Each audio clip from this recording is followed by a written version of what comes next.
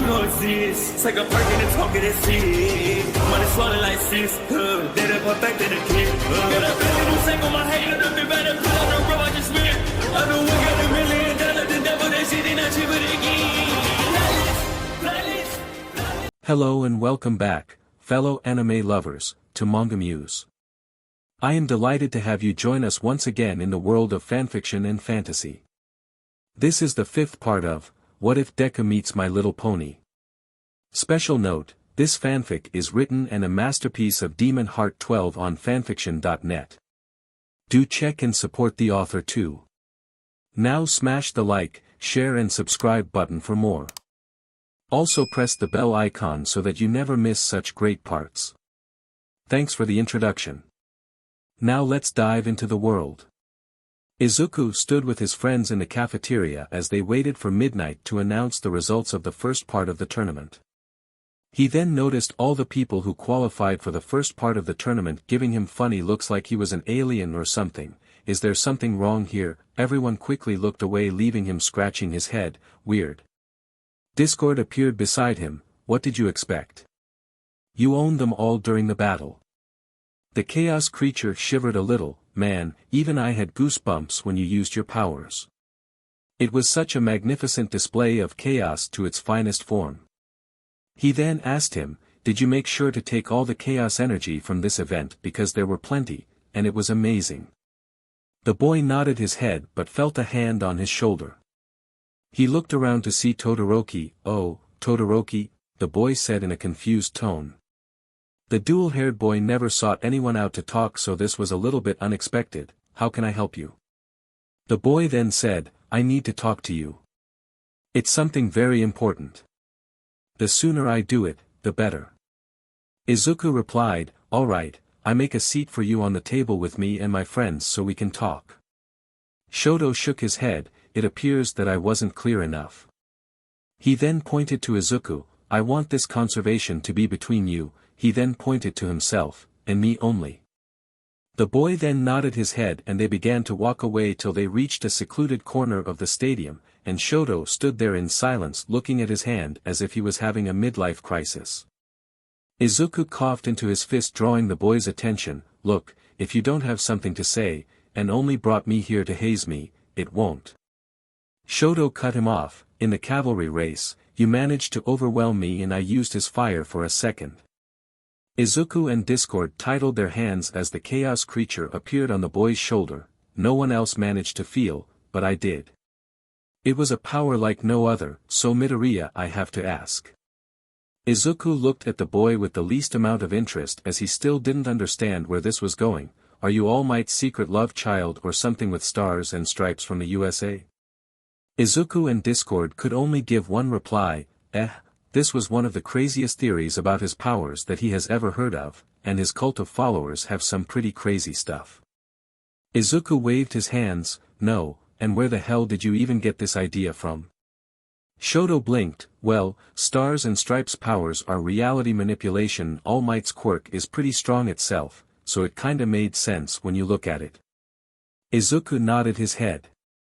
Now that he thought about it, it kinda made sense. But his line of thought was cut out when Shoto added, that or some otherworldly being tried to possess your body when you were a child, but failed and you absorbed his powers. Izuku's eyes were wide open at that, as was Discord, who said in Izuku's head, I guess crazy does have some merits in this world after all.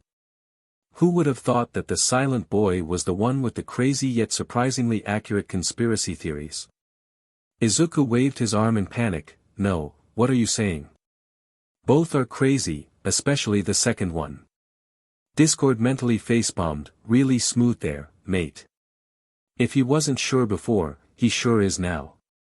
Izuku then added, and the only that connects me with All Might is that he trained me before UA to make up for almost destroying my dreams and making them into dust. Shoto lifted an eyebrow, recording Izuku's reaction to the second guess of where the boy's power originated from, and planned to add it to the board. Okay, moving on. Regardless of where your powers come from. This means that you have a connection with All Might, so I'm here to say that I will defeat you while only using my mother's ice. He was about to add something, but Izuku cut him off. Now that you mentioned it, I have to ask, why do you say that it's your mother's ice and never use your left side in combat and refer to it as your father's fire whenever asked? The boy asked out of curiosity, not knowing the whole can of worms he just stumbled upon. Shoto said, "Do you know what quirk marriages are?" The boy nodded his head as the other teen began to tell him what could be only a horror story from a depraved human's mind. His father's quirk marriage with his mom, his ambition to take All Might's place using his offspring, the boy's childhood which was mostly training till he puked his gut out, and finally his mother's meltdown. Izuku then said, "Look, Todoroki. There's no number of words that I can say that express how bad I feel for you, but is there any way I can help you?" The boy looked at him. "Yes, come at me with your full power, so I can defeat at your best and prove to that BSTRD once and for that I don't need his fire." Discord tried to hold his laughter back, but Izuku grabbed him by the neck and stretched him till he couldn't breathe anymore. "Yeah, we'll see about that, Todoroki." The boy nodded his head and went away as Izuku slid down the wall, and said, "Why is everyone in this school have some sort of dramatic childhood?" Discord shrugged, "Come on. Let's go eat. I want to have some delicious ramen." Izuku stood up and walked to the cafeteria. In the cafeteria, he saw Pony wearing a cheerleader outfit which caused him to have a nosebleed. Pony giggled walking up to him, "Like what you see, Izuku?" The boy nodded his head rapidly. He then focused and asked the million-dollar question, which was, "Why the hell are you dressed like this? I mean, I'm not complaining since you look sexy in it, but why?" The girl tilted her head in confusion. "Well, it's for the cheerleading competition, silly." The boy tilted his head till it was upside down, scaring people. "And do tell who told this?" The girl happily and naively pointed at the perverted trio of Mineta, Kaminari, and Tsuburaba. The boy coughed into his fist. "So the most perverted boys said that there was a cheerleading competition and you and assumingly the other girls believed them." The girl replied happily, "Yep, they even said that our teachers were the ones who told them to tell us." The girl finally understood that she was tricked, scammed, and quite possibly bamboozled. She looked at the trio and with a war cry charged at them. Izuku stopped her. "As much as I would like you to pummel them into the ground, remember that there are your friends who are still wearing cheerleading outfits, and you need to warn them." The girl grumbled and went away to warn her friends, but Izuku decided to punish the offending three as they began walking away with creepy grins on their faces. Once they reached the field, many people will notice the changes that occurred to them. The boy then walked to the field and waited for midnight to come and announce the matches and the beginning of the third part of the festival. He was cut from his thoughts when Denki yelled, "What the hell? Why do I have a chest? Why is my voice so soft?" Tsuburaba then yelled the same thing, confused as hell. The only one who wasn't bothered was Mineta, who actually enjoyed it, so Izuku changed him into a bat thing which made the boy panic and run around like a headless chicken. Izuku smiled in happiness about taking vengeance for his girlfriend's honor. The girls seemed to appreciate that too, but everyone quieted down when Midnight walked onto the stage and said, "Now folks, we're going to." She then noticed the panicking trio and said, "Midoriya, please turn them back." The boy frowned, but the woman added, "You can punish them all you want after the sports festival is over." The boy smiled while the trio panicked as the heroine said, "Sorry, you're the ones that angered what can be simply called a god." She ignored their protests and carried on, "As I was saying, now, we will have the matches that determine who is the strongest warrior on the field, so get ready." Ojiro then raised his hand and said, "Excuse me, but I like to drop out." Silence filled the atmosphere as Midnight asked, "Why do you want to do that, Ojiro?" The blonde-haired boy with a tail said, "Well, I just want to say that I would like to forfeit from the tournament. I don't feel like I should be a part of it." A loud gasp could be heard from everyone. Discord appeared in his face, grabbing him. "Are you insane? Even I know that the fighting part is a lifetime opportunity." The chaos creature smacked him, "You can't just drop out." Ojiro looked at Izuku, who simply said, "Sorry, but I can't control him. Deal with it yourself." The blonde teen sighed and grabbed Discord from his horn, saying, I already know that, but how can I compete against people who did their best to reach this part of the festival? He looked at everyone. If I can't remember what I did the last round? My morals can't allow that. Discord scoffed, morals. Who the F gives 2 cents about that? You came here to beat the SHT out of each other, not to show off your morals. The blonde teen was irked at this moment as he threw the chaos being away and the creature said, "Wow, rude much." He was then punched by Izuku and the boy quickly shoved him inside his hair to stop him from causing more problems. After that, someone from 1B also raised his hand saying, "I also would like to withdraw from the sports festival. I feel the same way Jiro from class 1A feels and I can't accept to move on." Some complaints were made with members from 1B advising him against doing that, but he insisted. Midnight then said, "Your morals are so exciting. It turns me on so much." Everyone's sweat dropped wondering how that happened to begin with, but they ignored it, but that means that we need 2 more competitors from the 5th team. She looked at Kodai. But the girl shook her head and pointed at Team Tetsu, "They deserve it more than us. We gave up near the end. They kept fighting." The boy was taken by surprise by this, but he promised her to do his best. In the end, Team Tetsu decided to allow Ibara and TetsuTetsu to go on forward with the fights. The heroine then said, "Alright, now we will see that lineup for the fights in the first round of the 1v1 fights." The screen then showed how the fights will happen. Izuku looked at the screen and saw that he was fighting someone named Shinso. He then asked, "Who in the world is Shinso?" A cough from the side drew his attention to a purple-haired boy. "Oh, you're Shinso. Do I know from somewhere? You look familiar." He then put his fist into his hand. "Oh yeah, you're that beach that tried to scare us before the sports festival." The purple-haired boy had a vain throb on his forehead. "Well, anyway. I want to wish you good luck in our fight." He then put out his hand. "Let's shake on it." The boy was about to reply, but Jiro stopped him. "No, he will not respond to you." He looked at the green-haired boy. "I need to talk to you." The green-haired boy nodded his head. "I need to do something, so you can go ahead." The blonde-haired boy nodded and Izuku went ahead to talk with Ibara, leaving Shinso there seething in anger. The boy stood in front of Ibara and smiled. "Hello, Shiozaki." The girl looked at him before pouting and looking away. "Is there a problem? Why aren't looking at me? I thought we were friends." The girl replied, "You used a very underhanded tactic last match. I'm a little angry with you right now." The boy then said, "But I was talking seriously when I said I would help you." He then gave her a banana and told her, "Have fun on this phone call. Make sure to use it wisely. You only have 5 minutes. This will be a one-of-a-time phone call." The girl took the phone and heard a voice from the other side that made her eyes go wide. Juzo approached her and asked, "Shiozaki, why are you putting a banana near?" He was then socked by the girl in the jaw, knocking him out cold. The girl didn't want anyone to disturb her. She didn't even care that her opponent was Momo. The black-haired girl approached her with one thought on her mind: why does she have a banana on her ear? The rich girl looked to see Izuku walking away with a smile and sighed, "Of course, he has something to do with this. Poor Ibara, he's been playing with her mind ever since they met."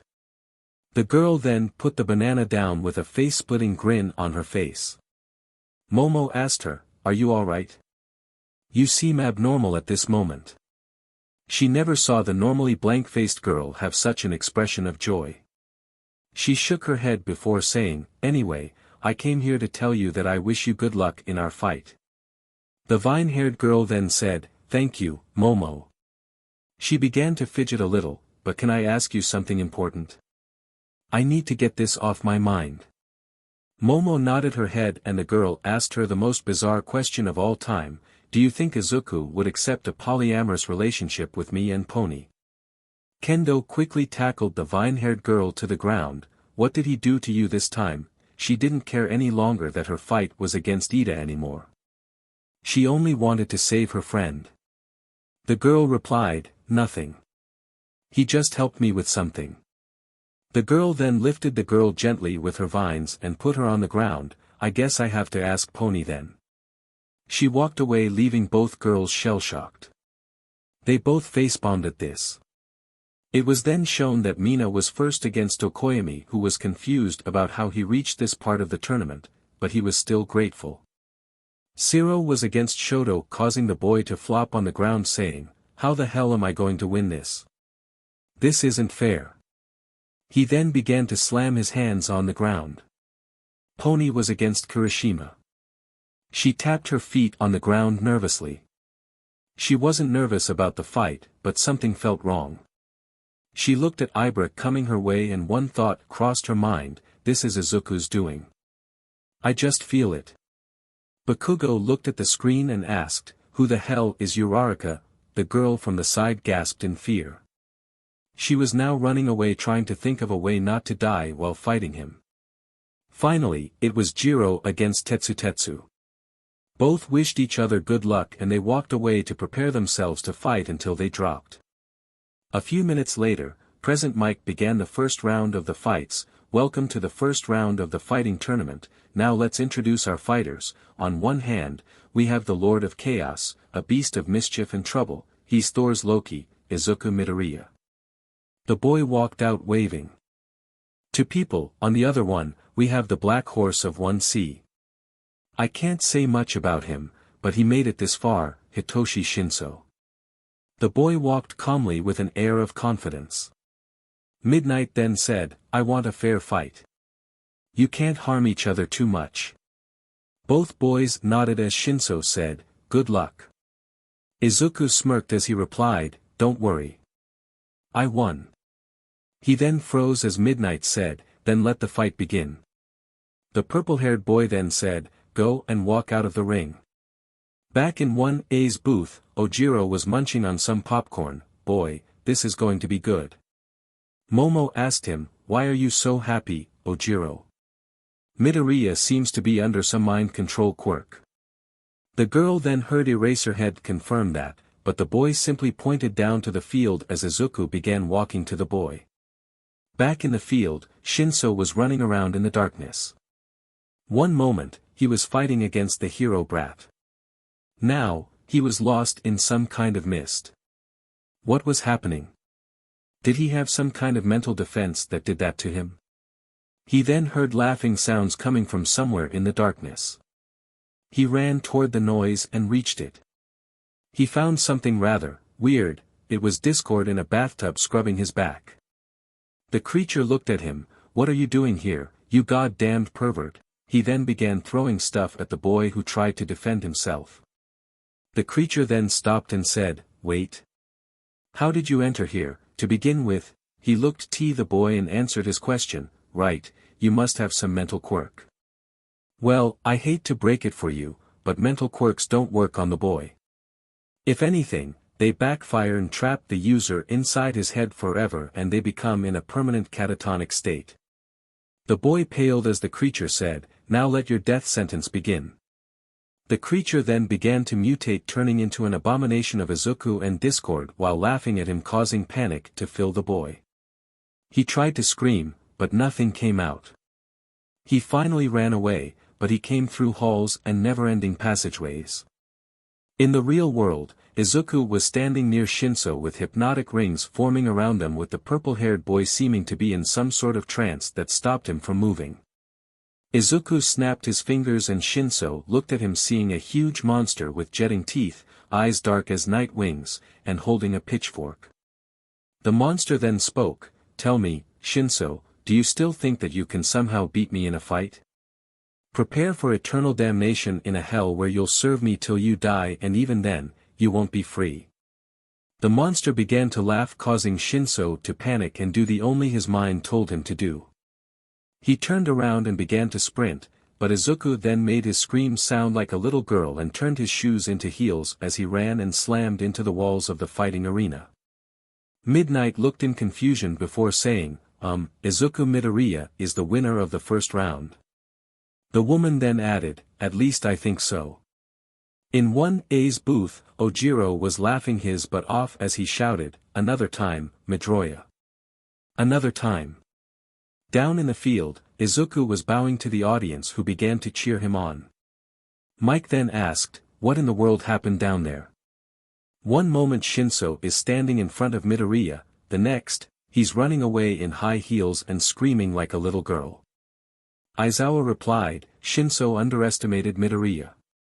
It was well known at this point that Midoriya's quirk make him close to omnipotence, so it's natural he has some sort of mental defense. I guess Shinso's mind wasn't ready for the mental image that Midoriya was preparing to project into his mind."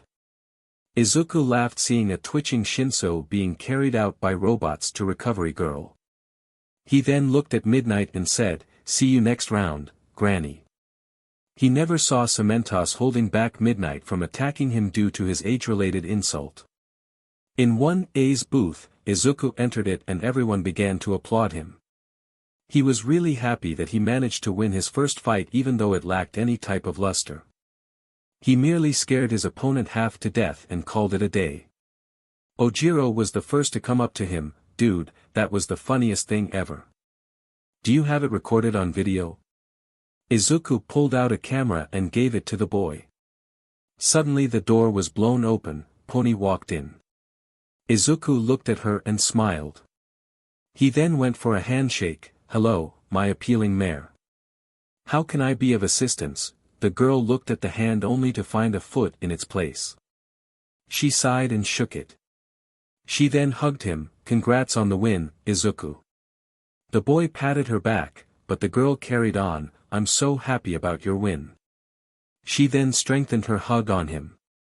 The boy began to choke. "Pony, I think I'm about to pass out. You're hugging me too tight." The horse girl didn't care, "But can I know for heaven's sake why is Ibara asking me if I'm open to a polyamorous relationship with you and her?" The boy coughed out, "I swear that I have no idea. This is new news to me too."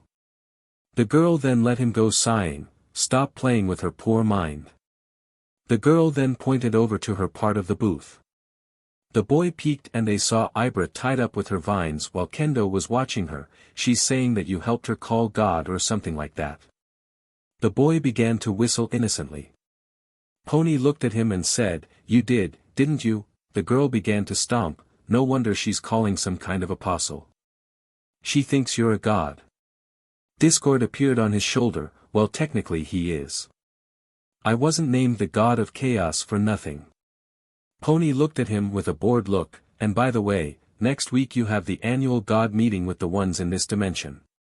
You can take Pony if you want, but beware, Zeus is a little." The boy silenced him, thankful that his mentor didn't raise his voice too much. "Yeah, I read about him." The boy then asked, "Is there anything that I need to know?" Discord tapped his horn. "Well, expect a goddess of harmony to come sooner or later to balance you out." The man then began to wave his hand sideways. "You know chaos can't exist without harmony." Izuku sighed as he felt Pony tapping his shoulder and pointing at Ibara. "Fix it, now." The boy nodded his head, phasing through the wall separating the two classes. He walked to Ibara and sat beside her. He then removed the vine covering her mouth and she spoke. "Midoriya-kun, please convince Pony to allow me into your relationship. I promise I will be a faithful lover." The girl looked like her mind was fully fried, so this left Izuku with one thing to do. He erased her memories. Yeah, he overdid it with her. The girl was then released from her vines and looked at Izuku. "Midoriya, what are you doing here?" Her face gained a red hue on her cheeks due to the proximity of the boy. She squeaked, "And why are you so close to me? It's embarrassing." The girl then backed away as Kendo asked, "What did you do to her?" Izuku then pointed a finger to his head and made his finger disappear. The orange-haired girl shouted, "You erased her memories. You could have made the situation possibly worse." The boy deadpanned, "Did you want her to think I'm some kind of god? Is that better?" The orange-haired girl sighed a little. "All right, but make sure never to send her into another frenzy like this." The girl looked at her still blushing classmate. "I thought I had to set up a guard in front of her dorm room and window to stop her from trying to procreate with you." The boy nodded his head as Pony came and sat beside him. Is it done? Is Ibara back to her old crazy adorable self? The boy nodded his head.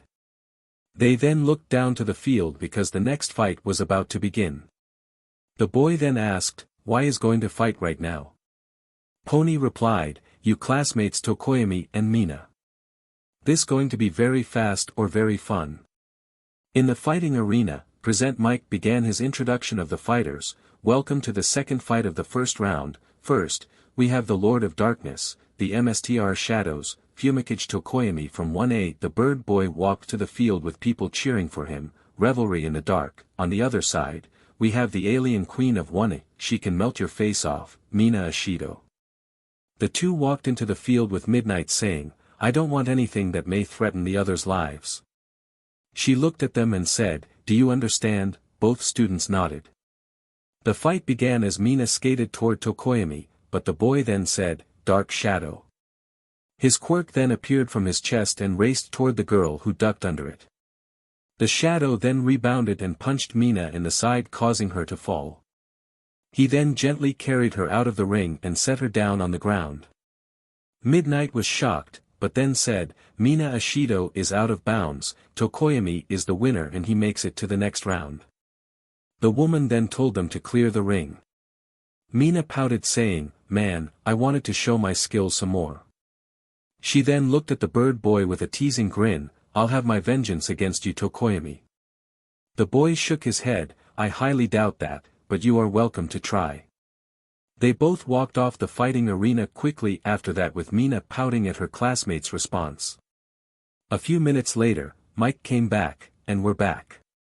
Now allow us to introduce the next fighters.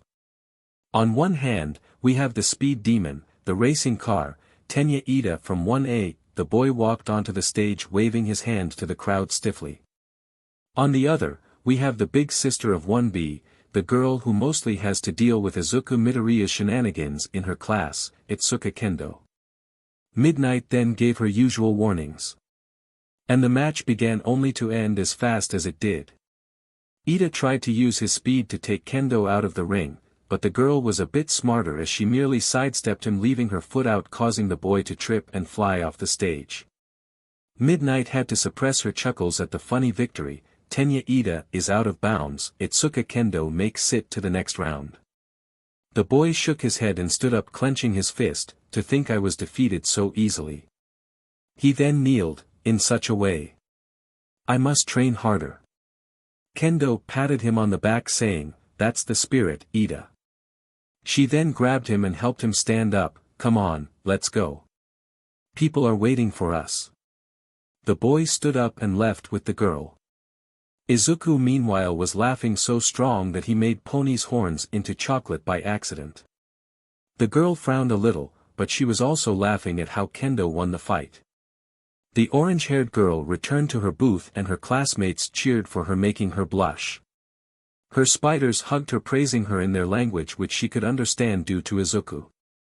The girl saw Izuku walking to her.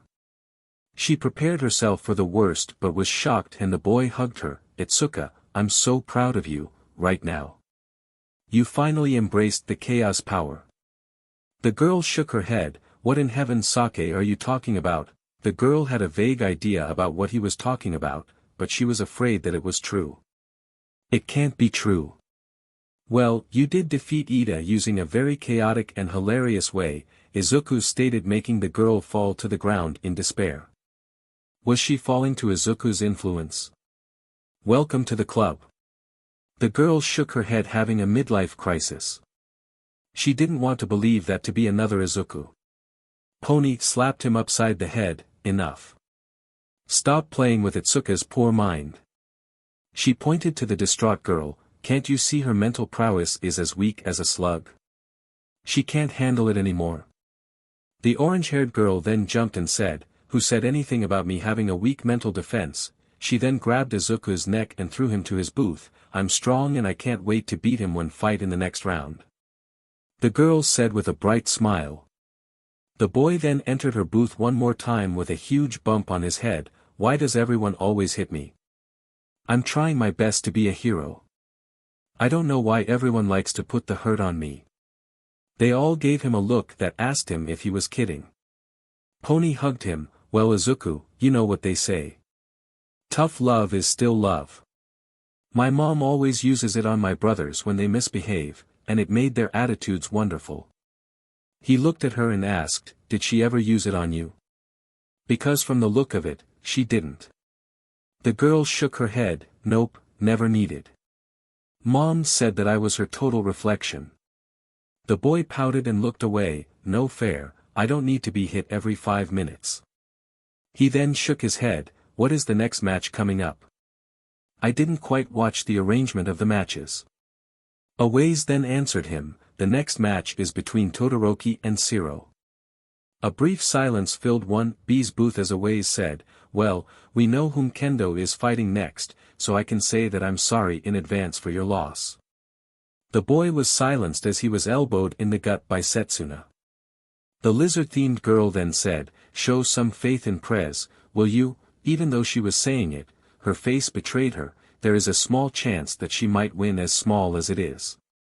The orange-haired girl then said, geez, thanks for the voice of support you got for me guys. She pouted and looked away, I guess I can always trust you to have my back when I needed it. Everyone laughed as they waited for the next match to begin before it will end as quickly as it began. No one thought that Sero will have a chance in beating the Ice Prince of 1A. In the corridor that leads to the arena, Todoroki was slowly walking to his match. The boy was now contemplating a strategy to defeat his opponent. He was deep in thought that he didn't notice the figure waiting for him till he spoke, Shoto. The boy stopped in his tracks as he stared at his father. He was an imposing man with a huge muscular build close to All Might. The hero wore a navy blue suit with lines of fire running down along it. He had a flaming beard and was standing there with his arms crossed. What was that, Shoto? The boy looked at him and gritted his teeth. What are you talking about, father? He tried to walk past him, but the man blocked his path. What the hell do you want from me? I have a match. That was a shameful display in the sports festival. The man began, you allowed someone to make a joke out to the entire world. Do you have an idea what it's like to be the second last in the race? The man saw his son give him an unimpressed look. The boy gritted his teeth, didn't you see what happened to everyone else? He then yelled, Midoriya has some type of reality-altering quirk. Can you top that? The man didn't respond so Shoto snarked, what happened to all that confidence? Humph, stop playing tough. I will never use your quirk. The boy tried to walk away once again, but the hero grabbed him. Forget the sports festival. He looked at his son, mark my words that one day you'll be the first person to see the limitations of your ice quirk. He then let go, when will you understand Shoto that you're my greatest masterpiece? The one destined to beat All Might and reach the #1 spot. The boy now had a scowl on his face, I'll do just that, but with my mom's ice.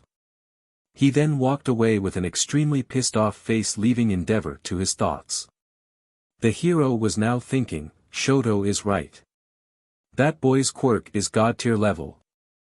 I wonder how he managed to slip under the radar for so much time. He then had a brilliant idea in his mind, if Shoto won't stop his childish rebellion, then perhaps Midoriya will be my pathway for the Todorokis to become at the top. Even if Shoto used my side of his quirk, better keep the child close.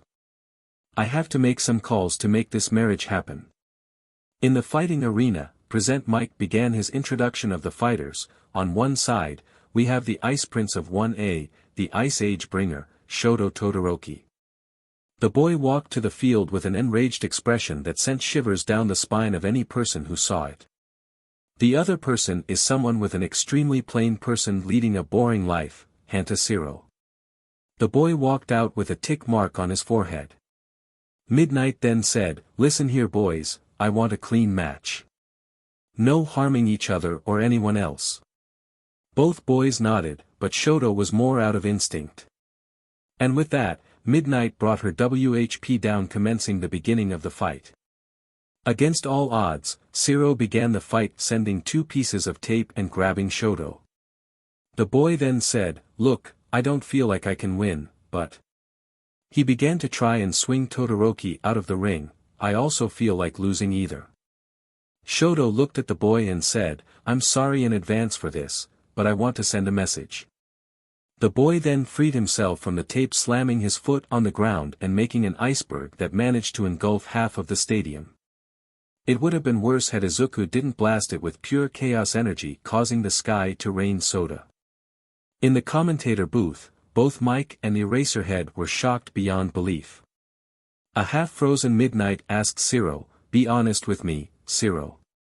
Can you move? The boy looked at her with a look that wondered if she was serious. The woman then declared, Shoto is the winner of this round. He moves to the next round. Someone then shouted to Sero, nice try, maybe next time. In 1B's booth, Aways patted Kendo's back, as I said, I'm sorry in advance. The tournament was now going to the second bracket of the fights. Present Mike then yelled through the speakers, making everyone wince, are you ready to rumble? The civilians began to cheer happily. The fights will now continue after the small break that we took to clean the mess from the last match. On one side, we have the champion of the green, the protector of plants, Ibara Shiozaki from Class 1B. The girl hummed approvingly of the praise. On the other side, we have the goddess of creation, the living 3D printer. We have Momo Yaoyorozu from Class 1A. The rich girl walked shyly to the field as people cheered both of them on. The girls heard Midnight speak, I want nothing but good sports. No cheap moves, no harsh attacks, and no harming other warriors to the point of maiming them. Do you understand? Both girls nodded their heads and their fight began. Ibara began quickly by digging her vines into the ground and sending them toward Momo, who activated her quirk. The vines shattered the ground as they emerged from it, but Momo made a weed whacker and began cutting the vines into pieces. Ibara frowned, this might be an effective strategy, but how long can you keep it up, Yamamoto? Momo replied, as long as I have to, Ibara. She then cut another vine, a hero can never give up. She said, making another creation from her elbow. She then cut another vine that came to her. Ibara then saw Momo holding a bottle of sorts. Momo opened it and threw it at the vines. They quickly began to melt and wither away. Ibara looked at the bottle better and saw the label, Izuku's Vine Whacker. Made for the nastiest of weeds. Ibara's eyebrows twitched, clenching her fist. Up in the stands, Izuku said, why do I feel that I'm in danger? Itsuka looked at him with a bored expression along with Pony, who said, aren't you always in danger, Zuku? The boy simply nodded. Back in the field, Ibara was sending her vines from different angles, confusing the rich girl. Momo was now using a chainsaw to cut Ibara's vines into tiny pieces. The girl was panting strong, but suddenly she was caught and lifted into the air by many vines. Momo looked at the girl and Ibara said, you put on a good fight, Yamamoto, but you fail right here. The rich girl began to struggle against her vines, but she wasn't able to free herself from Ibara's grip. And the girl was about to ask Midnight to call off the match, so she thought of something. It was a desperate move, but desperate times call for desperate measures. She then looked at Ibara and yelled, Izuku helped you call God. She said that just loud enough for the religious girl to hear, but some others did. Momo swore she heard someone from the stands call her a beach. She was sure that it was Kendo, but she couldn't really blame her. Ibara looked at her and asked, really? The girl was unsure if that was true. This could be true or an attempt from Momo to let her lower her guard down so she can win the fight. Yeah, he gave you a banana, and you talked to the big man himself, Momo said. The rich girl then gestured to Midnight, ask her. She saw everything, and she can confirm my story. The religious girl looked at the R-rated heroine, who nodded her head. Ibara then smiled happily and threw Momo outside the ring. She skipped to her class to ask Izuku something as Momo pouted in sadness, I thought that she might let me have the win if I told her that. Midnight, confused by the outcome of the fight, Ibara wins. She walked over to Momo and patted her on the back, if it makes you feel any better, I'm proud that you did. I wouldn't have done it any better. Momo simply nodded her head after letting out a sigh of sadness before looking up to meet Kendo's angry gaze. The orange-haired girl ran her finger over her neck, meaning Momo was going to get it. Momo gulped in fear. Back in 1B's booth, Kendo left the place to go and strangle Momo. Ibara came with a huge smile. She looked around and said, "Where's Izuku? I need to ask him if I can join his relationship with Pony." Bondo then said, "Please, Shiozaki." The girl looked at him, "Return to your adorable cinnamon roll self. It's getting weird seeing you act like a hormonal teenager. It's kinda Tsubura's thing." The boy who was mentioned yelled back in indignation, "Hey, that was uncalled for." Izuku then appeared out of Ibara's shadow with Pony getting ready to wipe her mind clean again, but the girl sensed him and made a wall of vines to protect herself. "You won't fool me again," Ibara proclaimed, wrapping her vines around Izuku and bringing him closer. "So can I join your relationship? Please. I know I'm not the most interesting person, but I can be a good lover." Izuku felt bad for many things right now. Chief among them what he was going to do right. He looked at Pony and winked at her. He then looked at Ibara and said, "All right, I accept." The girl beamed happily at this holy marriage being set in motion, "But let's begin our relation with an embrace." The vine-haired girl blushed but braced herself as her lips moved to meet Izuku's, but the boy kissed her nose. Izuku used this as a way to wipe her mind off anything relatively related to his activities. He then quickly pulled away and phased from her vines as the girl fell back into her seat sleeping. To her, this won't be more than a bad dream. Izuku wiped his brow. "Wow, that was tough, but I feel that I saved it this time again." He then felt an angry presence behind him. He gulped and looked around only to see Pony shaking in rage. The girl grabbed his head and began to shake him. "So you thought the only way to help her is by kissing her nose, you perv." The girl then proceeded to give him the lecture of a lifetime along with a beating so legendary that women will take about for the next millennium. The boys all backed away from both sides, afraid of being on the receiving end of the beating. The girl only stopped when she had to go to the waiting room. Kamakiri helped Izuku into a seat and saluted him. The mantis-looking boy said, "Thank you for taking one for the team." The other guys nodded their heads as well except for Aways, who had to be held back by Bondo's quirk. In the field, Present Mike began the introduction of the new match. "Let's continue the fights. First off, we have the girl who can hear you whispering bad things about her, she the MSTR of Recon with a huge amount of strength to back it up. Kyoka Jiro from Class 1A." The girl walked with a smile gracing her lips hearing the cheers. For our second fighter, he had an iron body with a strong iron spirit. "It's TetsuTetsu from 1B." the boy yelled happily, "Let's do this." Midnight then said, "All right folks, nothing that endangers the other fighter's life. Am I clear?" Both of them nodded their heads as Midnight brought down her WHP to signal the match to begin. Tetsu ran toward the girl. Jiro covered herself in onyx lighting and sped toward the boy. And with that, the match was quickly over as Sit began. Using her superior speed, Jiro attached her earphone jack to the boy's ear and pumped her heartbeat into it. This caused the boy to yell out in pain only to get punched in the gut by Jiro, sending him flying off the stage. Midnight frowned at another quick fight, but it couldn't be helped. Jiro wins and moves on.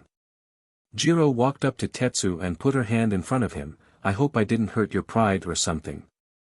The boy looked at her and said, "Are you kidding? That was so awesome. I never knew that you were so manly, Jiro. You're the coolest girl ever to walk the earth." The tomboy blushed heavily as she punched the boy playfully. "Don't say that, you idiot." They then walked off the stage as the next fighters prepared themselves to come forward.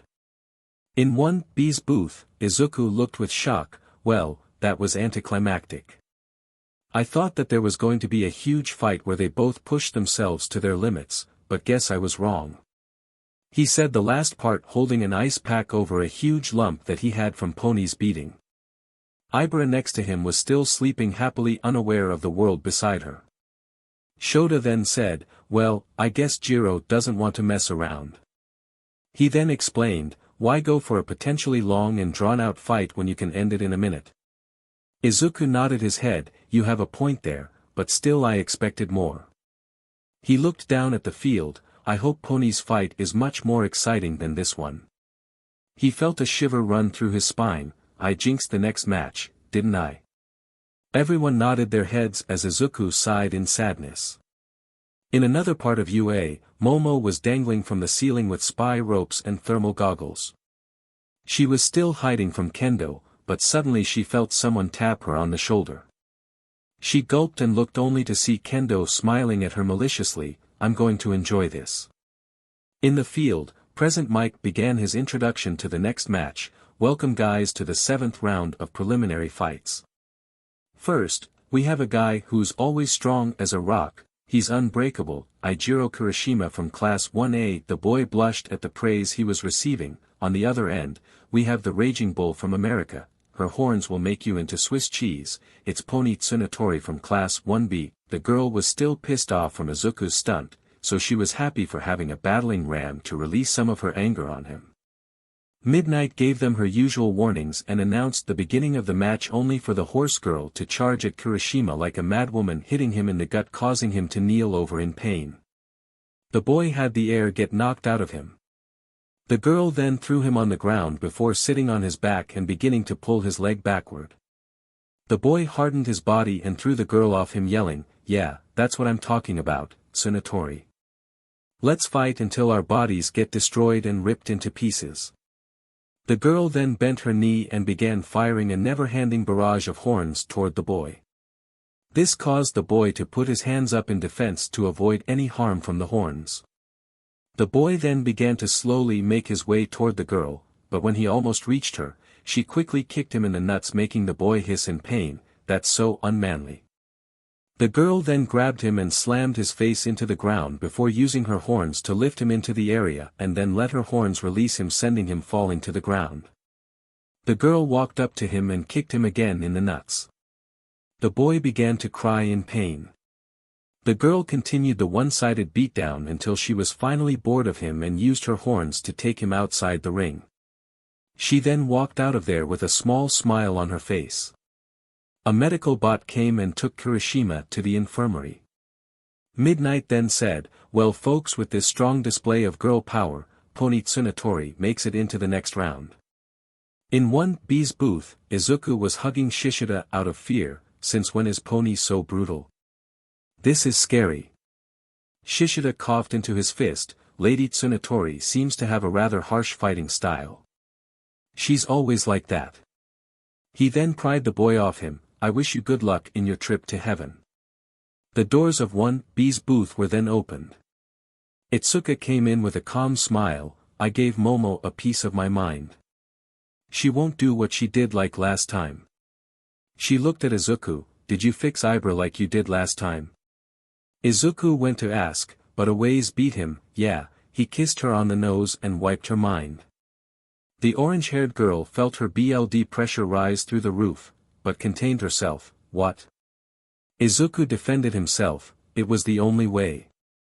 She had me tied and lifted upside down." The boy avoided Itsuka's first hit. "I'm the victim here. Pony is angry with me, and gave me a beating of a lifetime. Have some mercy on my soul." She then grabbed him by his neck, taking him to the side to start another legendary beatdown. His screams of pain were horrifying.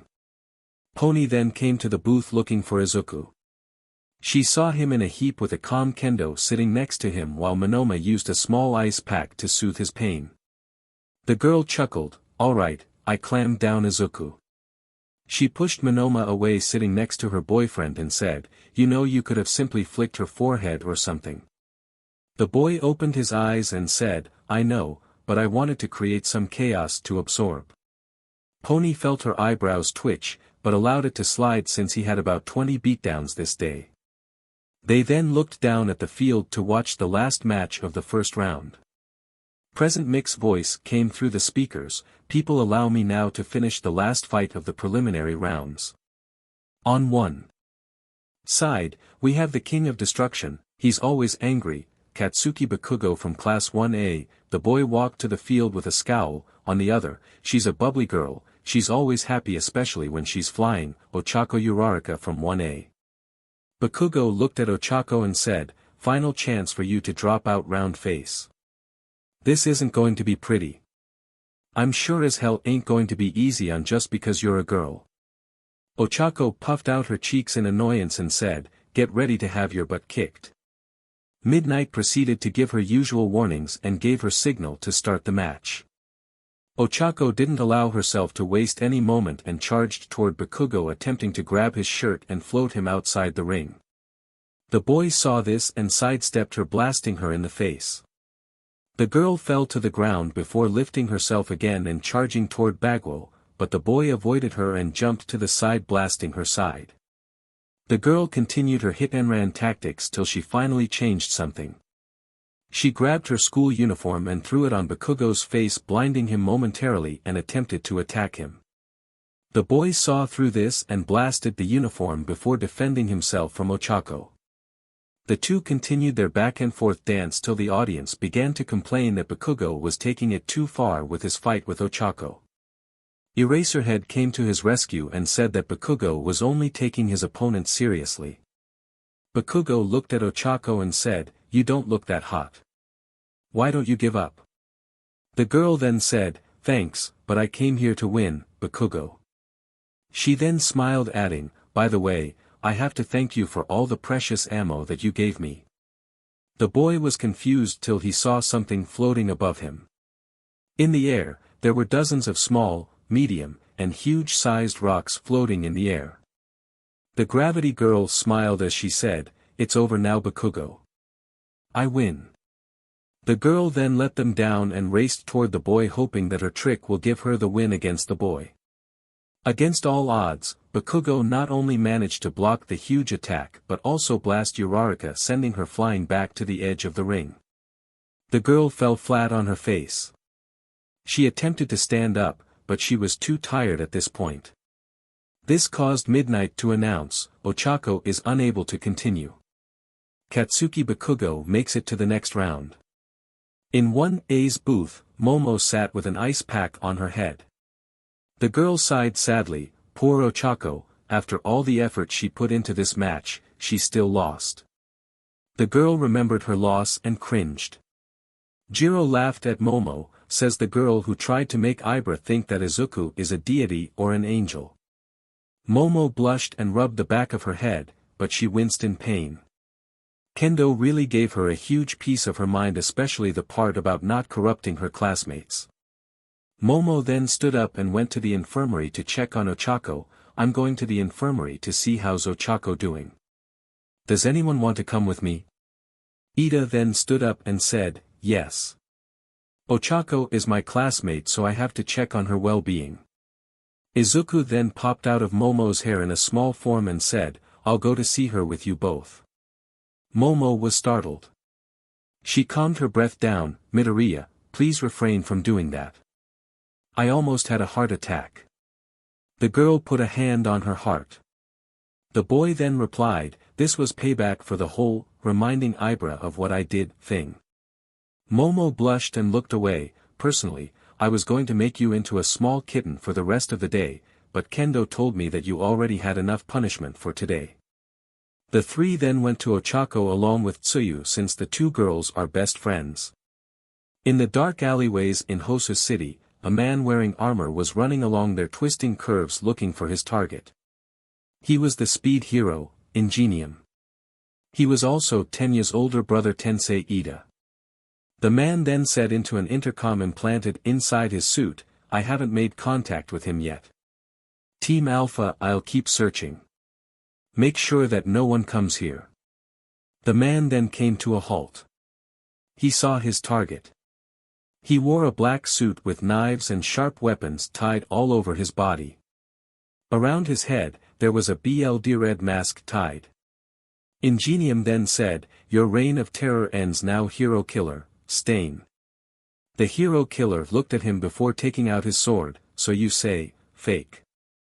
Back in the sports festival, everyone was excited about the quarter part of the sports festival.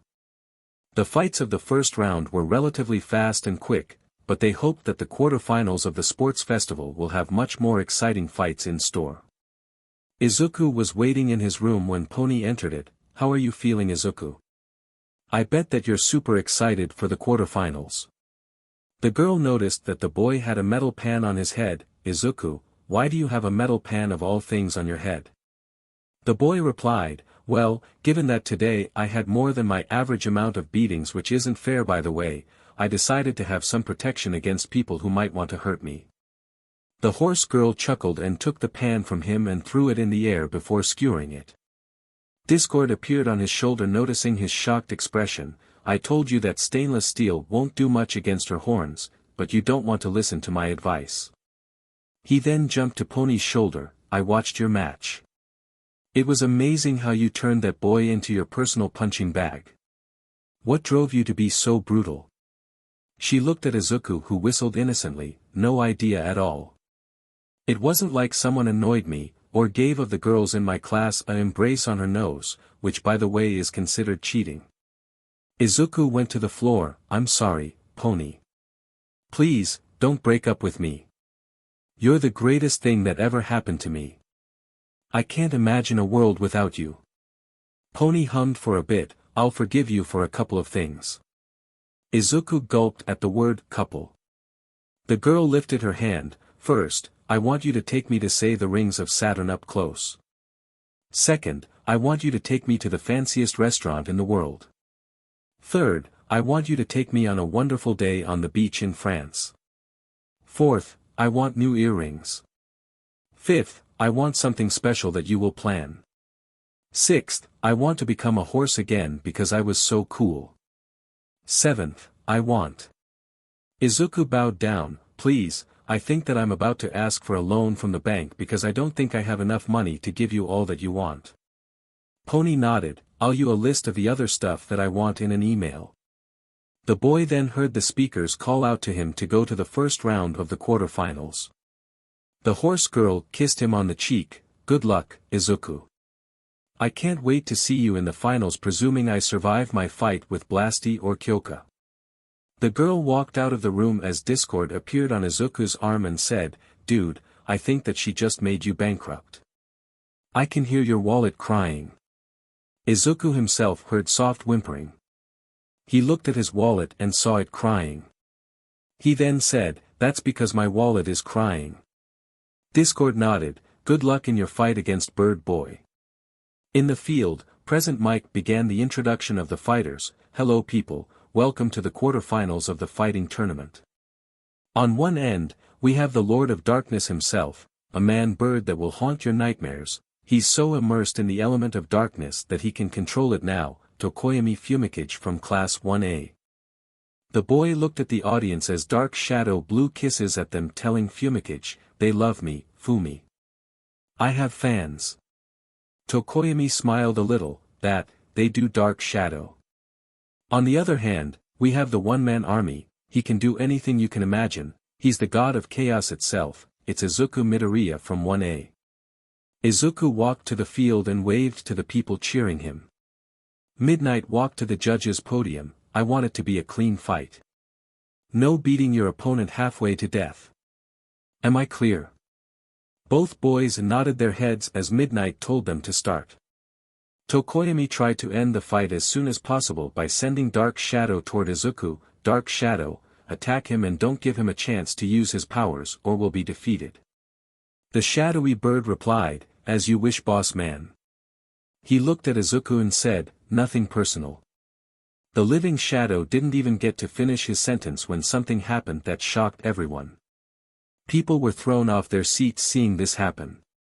Dark Shadow was separated from Tokoyami, leaving the bird boy shocked at what happened. This must be Midoriya's doing. He then realized something. "I never stood a chance, did I?" Dark Shadow then touched his face and sensed his body. "I'm free." He walked around for a bit. "It's true. I'm truly free. Finally, I can do whatever I want whenever I want. Nothing can stop me anymore from going to that beach that Fumi was embarrassed to go to." While Dark Shadow was enjoying his newfound freedom, which was going to be short anyways, Izuku walked up to Tokoyami with multiple elemental and energy attacks directed at the boy. The feathered boy gulped in fear. I don't suppose there's a civilized way for us to solve our small situation. He knew that he was defeated at this point, so there was no point in fighting. The green-haired boy then said, well, you can fight or you can walk outside the ring and end the fight. Seeing that he had no choice at all, Tokoyami walked outside the ring. Suddenly Dark Shadow found himself attached to Fumikage. The shadow bird looked at Izuku and said, hey dude, not cool. You just gave me freedom only to take it away. You're mean. The shadowy bird began to cry as Fumikage began patting him on the back. There, Dark Shadow. If you want, I can take you to that dark place you love. Dark Shadow looked at Fumikage and asked, really, do you mean it? Tokoyami nodded, making Dark Shadow cheer in happiness. Izuku then said, well, all is well now. He then walked off the stage. Midnight looked at Cementos, who shrugged. I guess this is another win for Izuku Midoriya. The people cheered, but they hoped for a longer fight because Izuku's powers looked awesome. Inside a dark room, someone yelled, MDM President, how did we manage to miss him? This boy, if we have found him, we could have made a new better Lady Nagant. Another voice then said, well, it's because he was quirkless until a couple of months ago. Someone said, and he had this control over his powers. Impressive, but we have to find a way to make him into our asset. Imagine being able to wipe out anyone who rubs us the wrong just by thought, as if he never existed, to begin with. Someone else then added, the moment his powers appeared we should have taken him away. We should have molded him into our perfect soldier. Reality-bending quirks aren't that common. He then read the boy's file. He shows more promise than Hawks, and that says something. A feminine voice then said, if we did that, we would have pinned a lot of curious eyes on us. Everyone looked at a middle-aged woman sitting at the top of their table with a calculating look in their eyes. Izuku Midoriya was smart enough to change his legal status from quirkless to having a quirk a day after the entrance exam. In other words, he was already under Nizu's protection at that point. Taking him would have raised too many questions.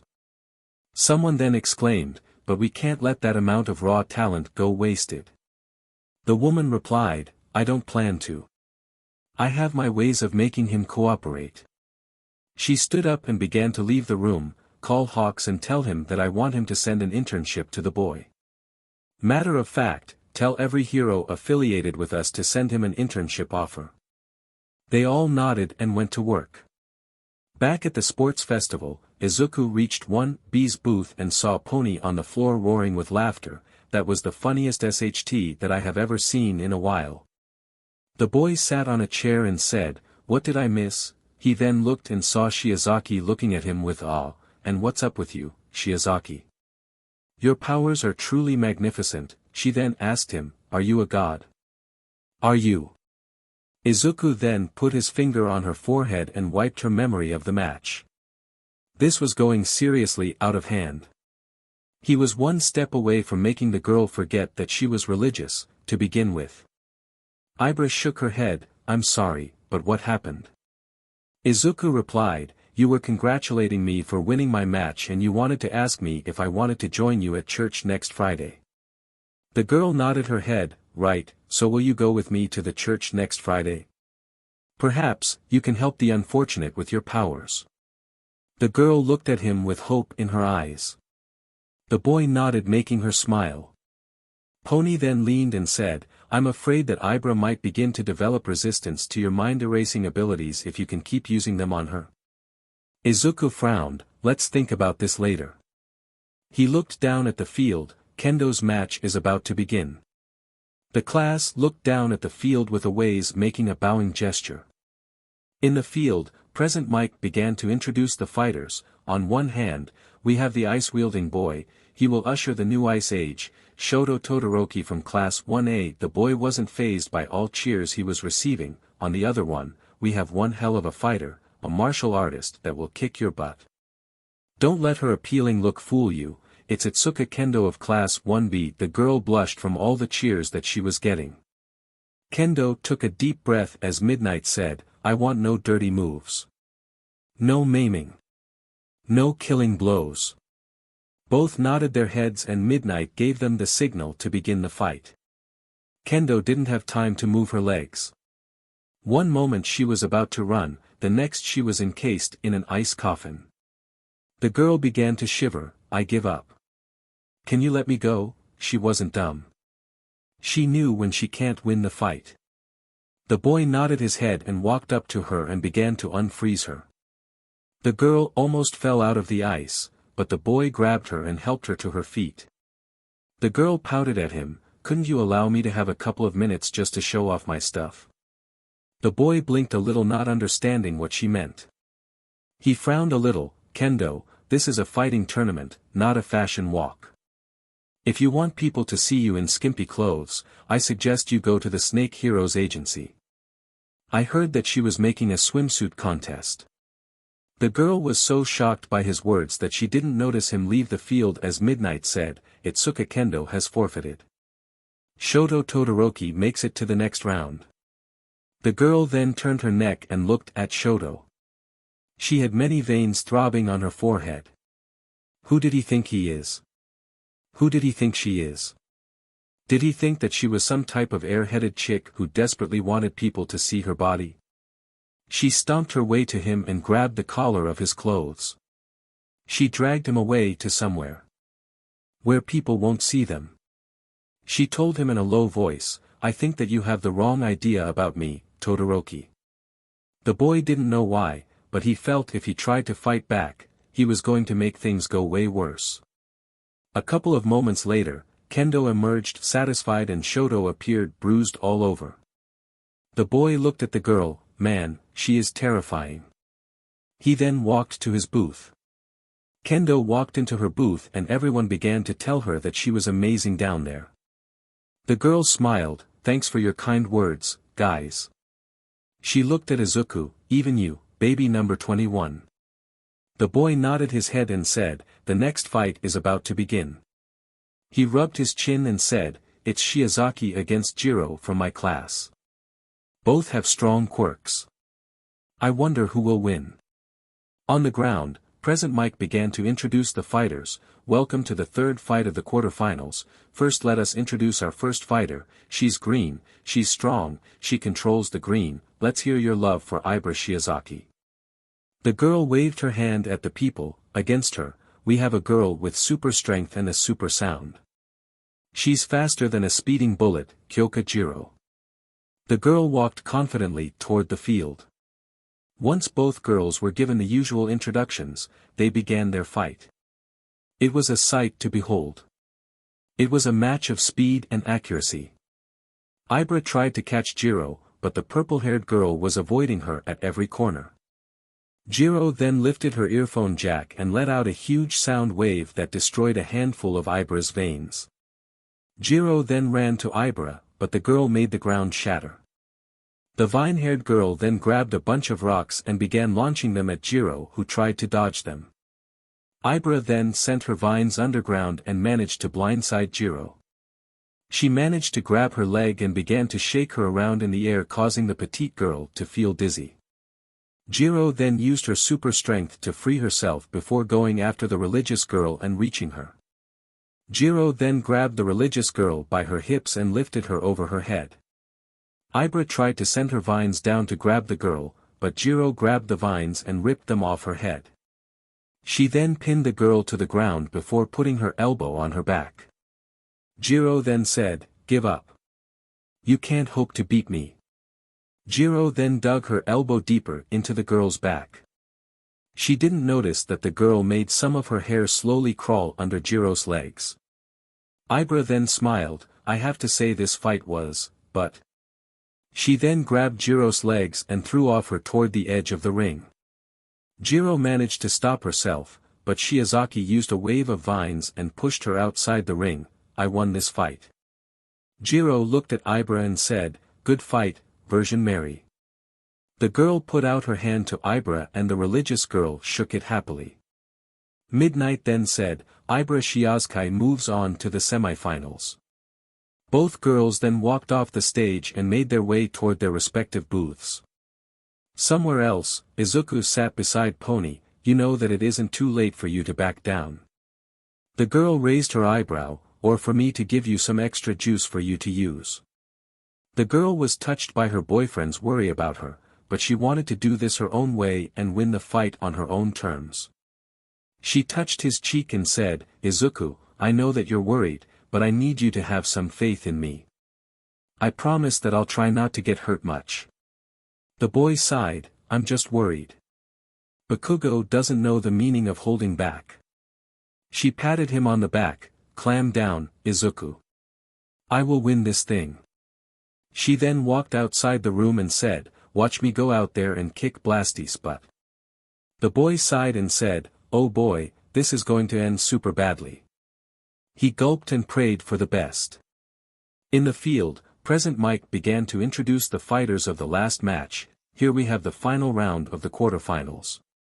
On one side, we have a appealing girl. She came here all the way from America, Pontsunatori from Class 1B. The girl walked happily and waved toward the people. On the other side, we have a boy born with a face that only a mother can love. We have Katsuki Bakugo from Class 1A.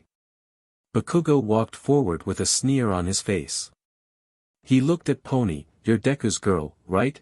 The girl raised her eyebrow and nodded her head. Cool, I'll make sure that you become my personal message board for the nerd. Midnight told them to begin, but Bakugo suddenly jumped into the air. He began to destroy any horns that Pony threw at him while spinning in the air collecting dust and sweat. He then began to get closer to Pony and said, howitzer impact. A huge explosion engulfed the air. Smoke was everywhere. When it cleared, it showed the horse girl knocked out on the side of the wall. She seemed a bit burnt, but she was okay overall. Midnight looked at Bakugo and sighed. Bakugo Katsuki makes it into the next round. Bakugo smiled for finishing this fight as fast as he can. He wanted to give Deku a rematch for what had happened at the battle trials. He wanted his revenge, but he needed to send a message that he was after the green-haired boy. He was sure this will suffice. Back in 1B's booth, Izuku reached a decision. He was going to beat Bakugo in the most humiliating way ever. He was going to beat him and allow the world to see it. Izuku was pumped for his fight with Todoroki, but he first had to go to Recovery Girl to make sure that Pony was alright. The horse girl didn't even get the chance to show off her stuff to the crowd. Bakugo went full beast on her before she can even move. He will make him pay in a way that will make him hate that he was ever born in the first place. The boy walked into the infirmary. The boy saw his girlfriend with bandages all over her body. The boy sat beside her and began to slowly slide her hair. She then opened her eyes and tried to move only to groan in pain. The boy then helped her sit. Careful, Pony. You had a full explosion to the face. I think regular people might have died from such an attack. Pony groaned. Wonderful. He said he wanted to use me as a message board for you. I think he wanted to make me into a statement that he's going to destroy you in your fight. The girl pouted a little before looking at him. Izuku, can you promise me that you will wipe the floor with him? The boy grinned as the girl carried on. Make sure that he never misses with me ever again. You know. I'm your girlfriend after all, and you're supposed to protect my honor now that it is tainted. Izuku nodded his head. The boy looked at Recovery Girl. When can she leave the infirmary? I want her to see my match against Todoroki. This one is going to be extremely exciting. I'm going to open a portal to a black. He was then whacked by Pony. No interdimensional stunts. Remember what happened last time? The boy chuckled when he opened a portal to a zombie world. It's a good thing he mastered fire and destroyed the 6 zombies that exited the gate. The boy sheepishly nodded his head. Recovery Girl shook her head with an amused smile. Okay, she can leave in about half an hour.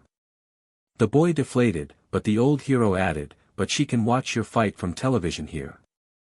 The hero student then left the infirmary with a small smile. He wanted to see his girlfriend in her booth cheering him on, but he was happy that she was alright. Pony didn't deserve to be caught in the middle of their fight.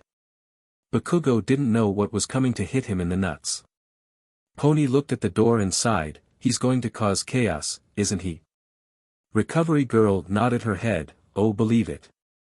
Your boyfriend is going to be one of the reasons why I might go bald or why I might die from laughing because his fights are comedic if anything.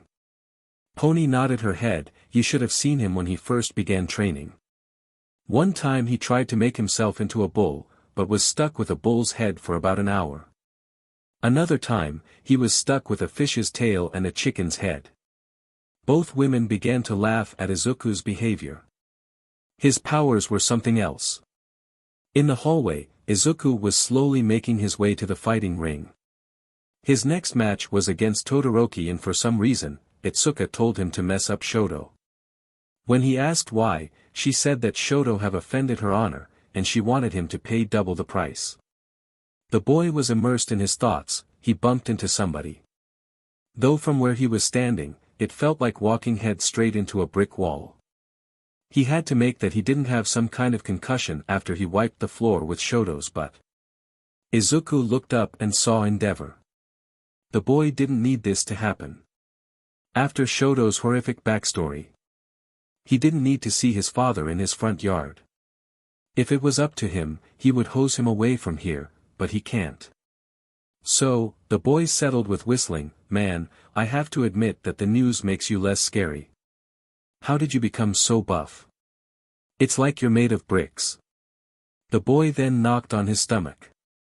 If the man was bothered, Izuku had to give him credit that he didn't show it. The man seemed to be observing Izuku. He then pushed the boy away from him.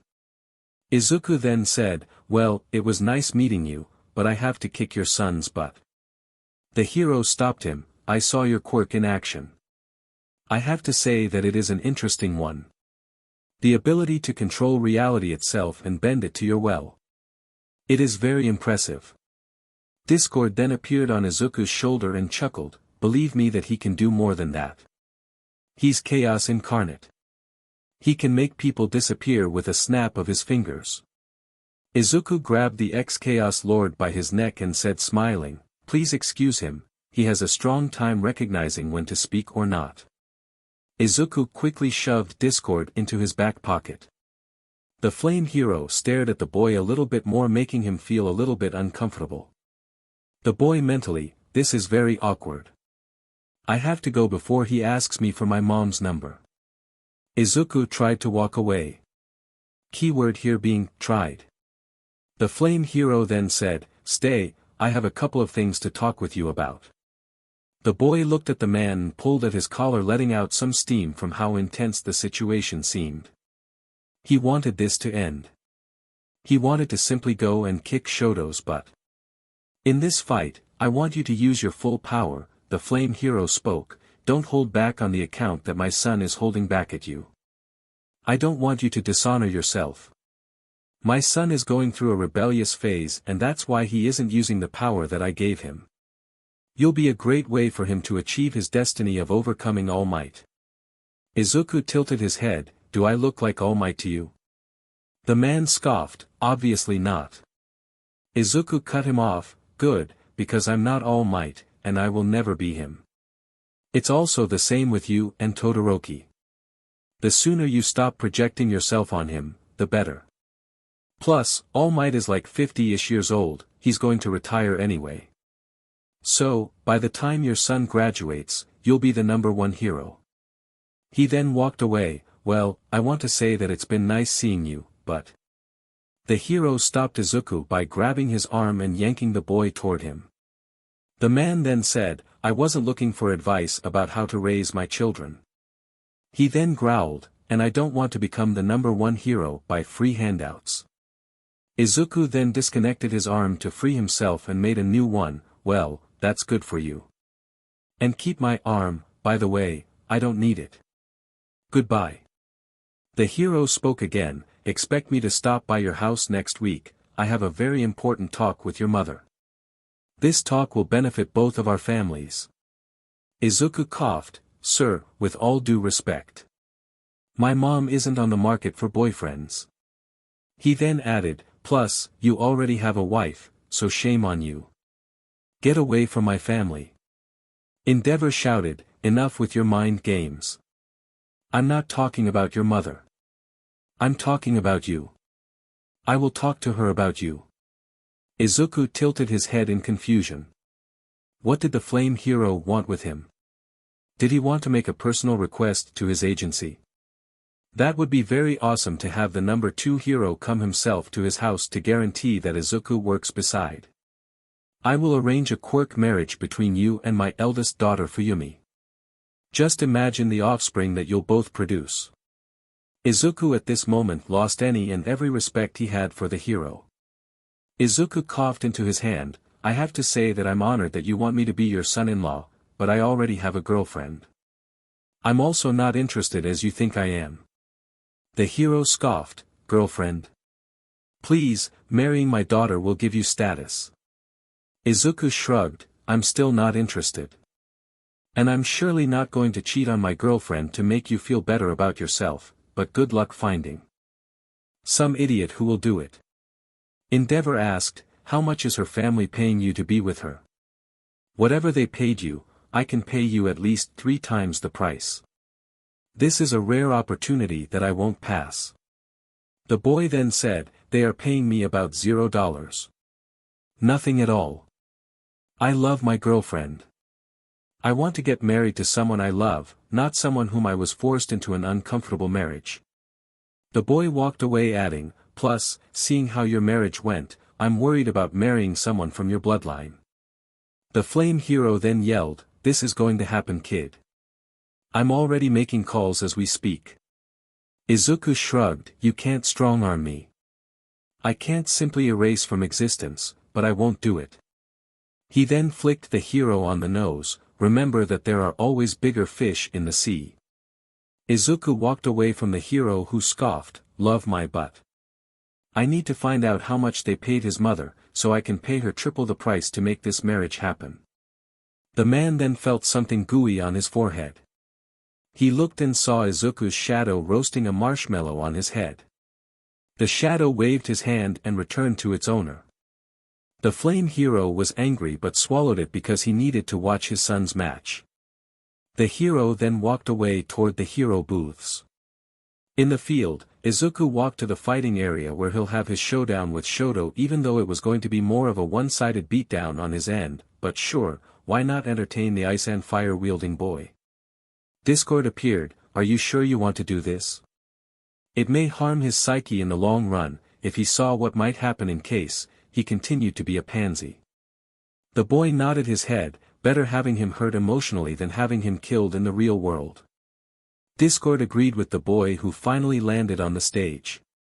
Shoto looked at him, I hope you're ready, Midoriya. He grabbed his right arm making specks of ice fly off it making Izuku wonder if he was doing this to scare him, I'm going to win. Izuku replied, I met your father when I was coming here. Shoto tensed at this, he's a real piece of work. He told me he wanted to marry your sister. Shoto's eyes widened, told him to shove it up his butt because your sister's beauty is mediocre compared to Pony and I won't marry her. Shoto didn't know what to do at this point. On one hand, Midoriya told off his father. On the other, he said that Fuyumi, his sister, was mediocre when it came to beauty. He frowned because he knew his sister could be a model if she wanted to, but chose to be a teacher. Shoto then said, Midoriya, you attacked my sister's honor. I will defeat you. And thanks for standing up for my father. They then both begin his introductions. Welcome back party people, are you ready for the first fight of the semi-finals? The crowd began to cheer in happiness. On one hand, we have the living wild card, he will make a bunny and chase with a bow and arrow on the back of Hades' hellhound, it's the one and only Izuku Midoriya. The people cheered for him so he made the sky rain soda. What a show from Izuku Midoriya.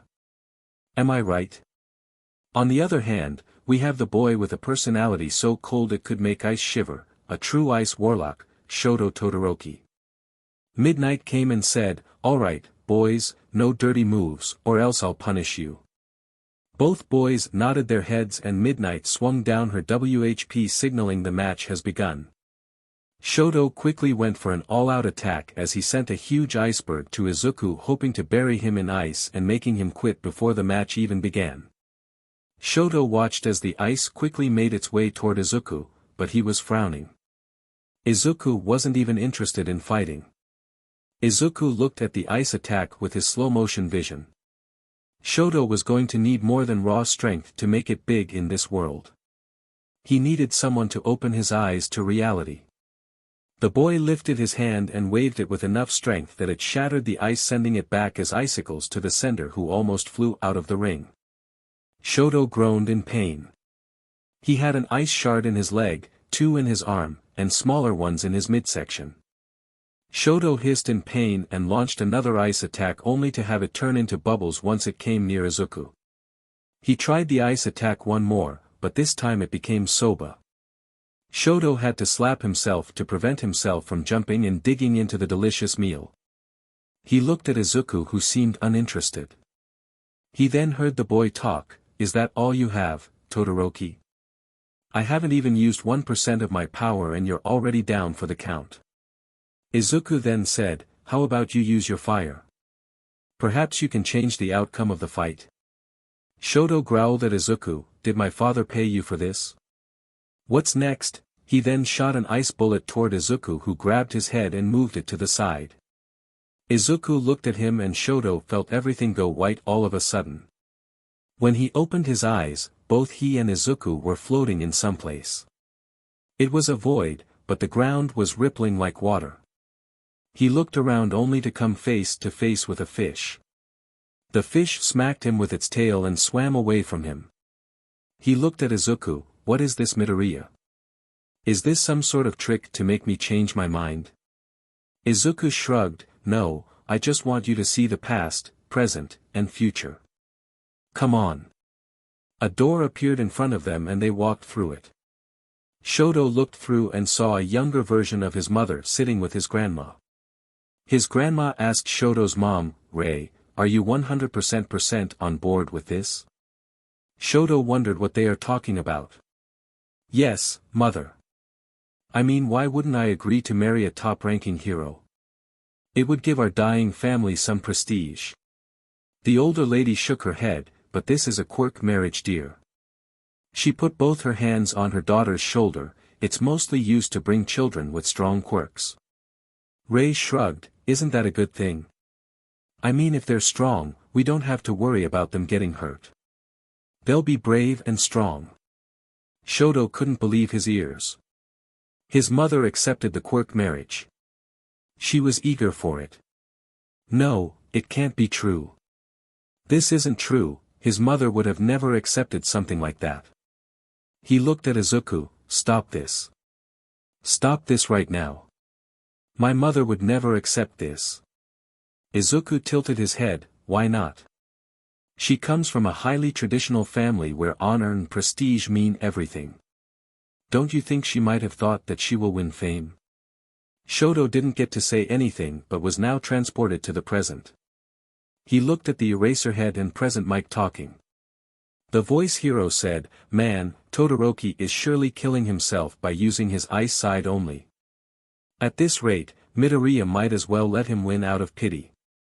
He then squinted. "Man, he's shivering." Aizawa shrugged. "I will give Todoroki a last chance to use his fire after the final exams. If he doesn't, he's as good as expelled." Present Mike nodded. "Yeah, I'm usually more lenient, but this takes the cake." He shook his head in disappointment. If he's allowed to go on like this, people's lives as well as his will be lost. Aizawa nodded. "That's why I'm planning of letting him go.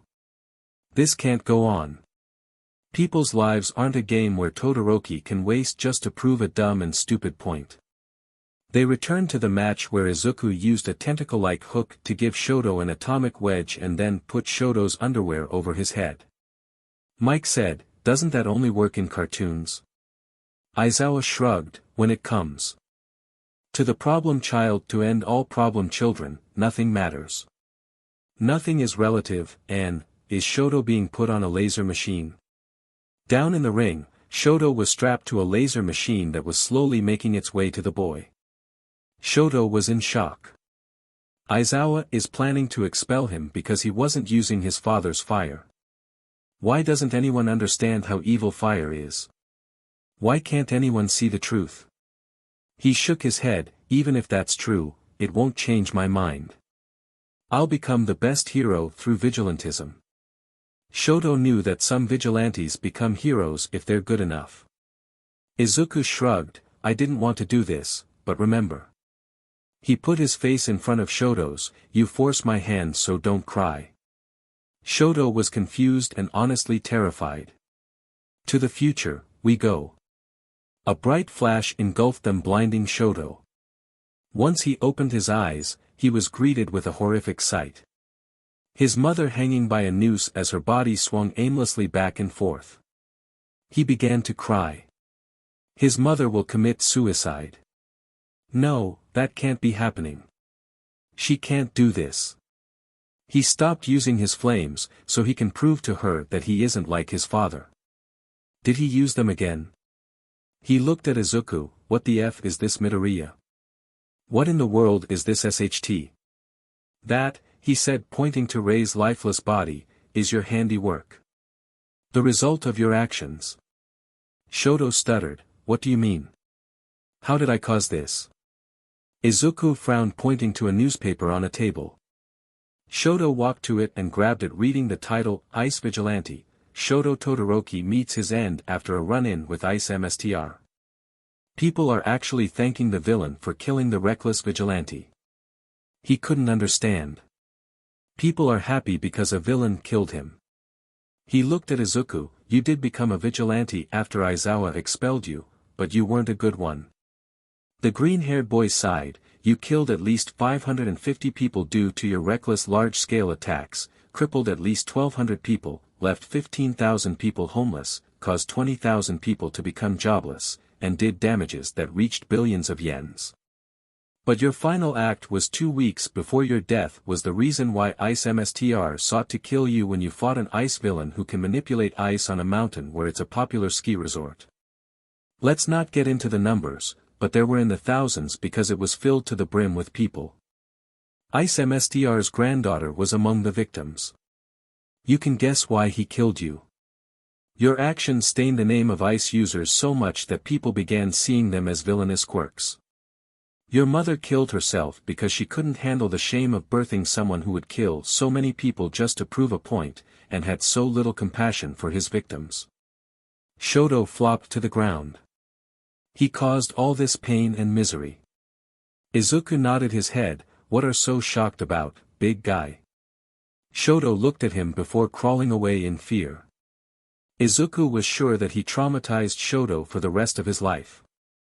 Yes, you caused all this because you used your ice just to prove a point that no one cares about. Shoto stood up shivering. Then. I'll just be more careful. He was stopped by a punch to the face from Izuku, who looked beyond pissed off. Izuku shouted at him, stop thinking about your dad for 1 minute of your little worthless pathetic life. He then smashed Shoto's head against his knee. After the dark future you saw, this is what you're thinking about. How to make my life even more ingrained and influenced by my father. You say you want to be free of him, but everything you do revolves around him. Shoto went to reply, but Izuku stopped him by erasing his mouth off. No, you will listen. You need to stop thinking about your father. Tell me, you think by not using your fire, you're building your own person independent of who he is. Izuku laughed, but newsflash, you're dedicating your entire life to pissing him off. Shoto's eyes widened. Izuku then yelled as everything began to return to normal, but tell me something, Todoroki, don't you want to become your own hero? Free of everything? Isn't that what you want? Shoto's mouth returned as Izuku yelled, if that's the case, stop playing around and give me your 100%. Izuku then began charging a vibration attack in his hand. Shoto at this very moment was shocked as flames covered his left side. He remembered all the ugly times he faced with his father, but then remembered the only good memory he had with his mother. You're right, Midoriya. Shoto yelled with nostalgia on his face, I do want to become a hero. Izuku then said, let's end this already. He made sure to freeze Endeavor in time when wanted to make some kind of speech because Shoto was using his fire. Shoto looked at Izuku, you see excited, Midoriya. He then prepared his attack. Don't blame me for what happens next. He launched a huge column of ice and made huge amounts of fire. This attack made a huge explosion, but it was met by Izuku's own vibration attack. The two attacks combined caused a huge white flash to appear in front of the entire crowd, followed by a sound-piercing shriek of energy. A lot of people were sent flying back from their seats due to the strength of the attacks and their aftermath. Some even received minor injuries, mostly those who were too close for their own good or those with eye or ear-related quirks. Present Mike from his booth asked, what in the world are teaching your students, Eraser? Eraserhead replied, clearly, I haven't taught them self-control much, but this is all they're doing. The man cracked his neck and looked down, but I can explain what happened down there. Todoroki made the temperate decrease and then suddenly increase, causing an explosion. Izuku made his own counterattack from vibrations. The two collided and formed, and well, the result. The man couldn't find the right words for him to explain what happened. Finally, the smoke cleared, showing Shoto slumped against a wall with a dazed expression on his face while Izuku was lounging on the battlefield on a comfy chair. Midnight, after pulling herself from the rubble, tried her hardest not to laugh. Izuku Midoriya is the winner of the first round of the semifinals. Suddenly, everyone can see Endeavor from his booth yelling something as Mike said, what a supporting father. The voice hero remained silent for a couple of moments but then added, but it's quite late to cheer him on, don't you think? He already lost. Endeavor didn't care what Mike was saying, but only carried on with his speech. Finally, you accepted the power that I gave you. You accepted your mission in my Lee, the hero screamed as he slipped on a bar of soap that was present on his path down the stairs down to the fighting grounds. Izuku ran to him. He checked Endeavor's pulse and said, he's out cold. We need to wake him up. He then made a wet fish appear out of nowhere and handed it to Shoto. Come on, Shoto. Help him. The boy looked at the fish and then at Izuku. He was confused. You want me, Shoto pointed at himself, to help him wake up? He then pointed at his father. Izuku nodded, yeah, quit wasting time and slap him awake.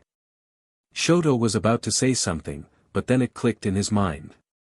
The fish was there for a reason, wasn't it? The robots came to pick up Endeavor, but Shoto pushed them aside. He's my father, so I have to help him. The boy then held the fish and began to slap Endeavor with it. Wake up, old man. Don't die on me yet. The household can't lose you. There's still a lot we need you for. Everyone cringed at the sound of the fish hitting Endeavor's face, but Shoto was having the time of his life. He had the biggest smile each time the fish smacked his father on the face. In a college across the country, a white-haired man was rolling on the ground laughing strong. In a school in Musatafa, a girl with white hair and some red flecks sighed while messaging her temples about her little brother's behavior towards their father. In a certain alleyway, a burnt man was laughing so strong BLD was slipping from his eyes. This is the greatest SHT ever. Slap him some more. In a hospital, a woman's laughter can be heard throughout the entire facility. One of the nurses came and said, well, she seems to be in a happy mood today. The other one replied, if the guy who threw you in a hospital on fake charges was being slapped on the face with a fish by his very own son, wouldn't you be happy? The first nurse asked, what are you talking about? The second nurse chuckled, see for yourself. Once she saw the video, a second woman's voice could be heard. Midnight then came down to stop Shoto from continuing to humiliate the number 2 hero, but Izuku stopped her, leave him be. He needs to get this out of his system. The woman didn't understand what he meant but allowed Shoto to continue. Moments later, Shoto's rhythm became slower as each hit was sloppier till he finally broke down and began crying his heart out. Midnight then allowed the robots to carry out both Todoroki members to the infirmary. She went to the side and hid from everyone's sight and began to laugh like a hyena because there's no way Endeavor slapped by a fish isn't funny. Izuku returned to Pony in her booth. Everyone looked at him struggling to hold a straight face. Itsuka came up to him and looked him in the eye. She tried to hold herself, but she quickly cracked and began to cackle like a madwoman. That ha ha ha was the funniest ha ha ha thing ever. The entire class of 1B and their neighbor 1A also exploded in laughter. When they finally calmed down, Momo popped from the other side, but are you ready to face the consequences of your actions? Izuku shrugged, but Momo interjected, and please, don't say what's the worst that can happen, because normally the worst does happen. Izuku laughed, please, I highly doubt that. Inside a conference room, a winged hero heard a bunch of executives muttering something about the boy being too valuable to be killed because he made the number 2 hero a worldwide joke. Back with Izuku, the boy asked, where's Shiozaki? I thought she would scold me because of what I did. Everyone pointed to the field, oh right, her match is after me. He then remembered her opponent, I'll make sure to put a flower on her seat after her defeat. In the field, Present Mike began the introductions. Let's begin the second match of the semi-finals. On one hand, we have the appealing champion of the green, Ibara Shiozaki. The girl walked gracefully to the ring, although if one looked strongly, he can see her sweating, and the other side, we have a natural warrior, Katsuki Bakugo. Midnight looked at them both and pouted a little. She wanted Ibara to win the second match of the semi-finals, but the girl was put against her opposite element. The heroine said, alright, I want a clean match. No punches or dirty moves. Both nodded, although Ibara was a little bit concerned for her own health. Midnight then announced the beginning of the match. The match was so quick that no one accepted it. Ibara tried to send her vines to grab Bakugo, but the boy blasted her way through the vines, making his way toward Ibara. The girl lifted her hand and yelled, I give up. The boy stopped and fell on his face. What? I don't want to win like that.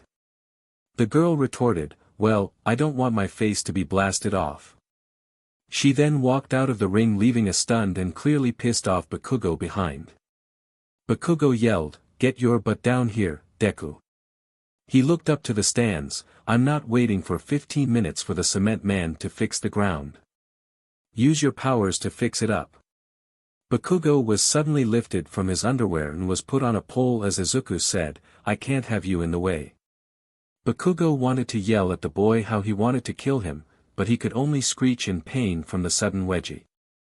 Once the floor was fixed, Izuku let the boy down, by allowing Bakugo to fall from the pole and slamming headfirst into the strong unforgiving concrete. When Bakugo lifted his face, it was flat. He looked like he was a human being with a flat-screen TV quirk. The entire crowd began laughing at the boy, making Bakugo foam from anger. He then shook his head, returning it to normal. I'm going to make you pay for this, Deku. I'm going to make hate the fact that you even existed. Izuku smirked, I'd like to see you try that Goldilocks. He said, laughing at Bakugo. Under normal circumstances, he would have exploded the boy, but he saw Midnight laughing at him. He then asked, what's so funny, you old desperate hag? A sound of her WHP made him jump in his place. He was then handed a mirror. He looked and saw that he was a girl with gold hair. He then screamed, or rather she screamed at the highest voice possible, Deku, turn me back. Izuku shrugged, okay. Katsuki was turned back into a boy, but still had long golden hair. Present Mike began his introduction, welcome to the final fight of the day to win the gold of the sports festival. On one end, we have the Chaos MSTR, Izuku Midoriya of Class 1A. Izuku had fireworks beside him as he waved at the crowd. On the other end, we have a person with an explosive personality that matches his quirk, Katsuki Bakugo. Bakugo began attacking with a series of strong explosions. Dust and rubble covered the place. The boy stood there panting, you see that, Deku? I'm stronger than you. I'll be always. Everyone was shocked and they saw Izuku sitting on a lounge chair with a mirror in his hand as he was sunbathing. He looked at Bakugo and said, "What's wrong? Carry on. Your explosions are better than the sun itself for bathing." Bakugo then ran at Izuku and said, "I'm going to kill you, Deku. I'm going to hang you up on a pole." The boy jumped at Izuku and slammed into the boy, or rather he slammed into a metal statue in place of the boy, making Bakugo feel that his forehead is throbbing. Deku. The boy stumbled a bit before regaining his balance and looked around. He then saw a machine with Izuku's face on it. The machine's title is Wakadeku. Bakugo then had a man dressed in a carnival dress drag him to the machine. "Come on, good sir, and try our wonderful attraction, Wakadeku. If you manage to whack Deku, you get a doll of him." The carnival MSTR pulled out a small doll which he pressed, causing the doll to say, "I'm a worthless Deku. Please, don't hurt me." The carnival MSTR then tried to say something, but Bakugo pushed him aside and activated the machine. Many dekus began to pop from it and disappear as Bakugo tried to blast them to pieces. Bakugo kept exploding the dekus, but they were too fast. He pushed himself to the limit, but his hands were tired. After a while, he managed to blast something, but it was Deku's stupid quirk. The carnival MSTR came and said, "You hit a Discord. This means you will have a penalty." Bakugo raised an eyebrow but was shocked, and a huge hammer was taken out of the carnival MSTR's pocket and slammed on him. The man ran away saying, "Try to be better next time, Kaken." Bakugo jumped up foaming at the mouth like a wild animal. He then heard a popping sound. He looked and saw a popcorn vendor. "Get your fresh popcorn. Get your fresh popcorn." The vendor handed him a cup of popcorn, but Bakugo grabbed him. "Hey, where's the chili sauce, you weakling? I like my food extra spicy." The vendor looked at him but shrugged. He then ran away. Bakugo munched on the popcorn only to find a dynamite stick in them. He then sighed in exasperation, "Deku, you son." The boy was then blasted to the side of the ring. An ambulance came and Izuku came out with a stretcher. He then put Bakugo on it. He put his head on Bakugo's chest. He looked at Discord. "Nurse, I need some electric power right now." Discord came and gave him electric cables. Izuku connected to the boy's family jewels and said, "Let her rip." Discord gave the cables power and they followed into Bakugo, who woke up and began to jump around like a monkey who had his butt on fire. Bakugo then yelled at a laughing Izuku, "That's enough. I'm going to kill you now." He then began blasting Izuku till smoke was covering everything. Bakugo looked at his work. "Ha ha ha, who's laughing now, Deku?" A voice laughing from the smoke said, "I think it's me." A sound of a beat began to appear everywhere, making people look around. At one B's booth, Itsuka asked Pony after she knocked out Ibara, who had a "Is this God" expression on her face, "Is your boyfriend really going to sing a song to humiliate Bakugo?" Pony shrugged, knowing him, he will sing "Second Rate" from Aladdin, Jaffar's Return.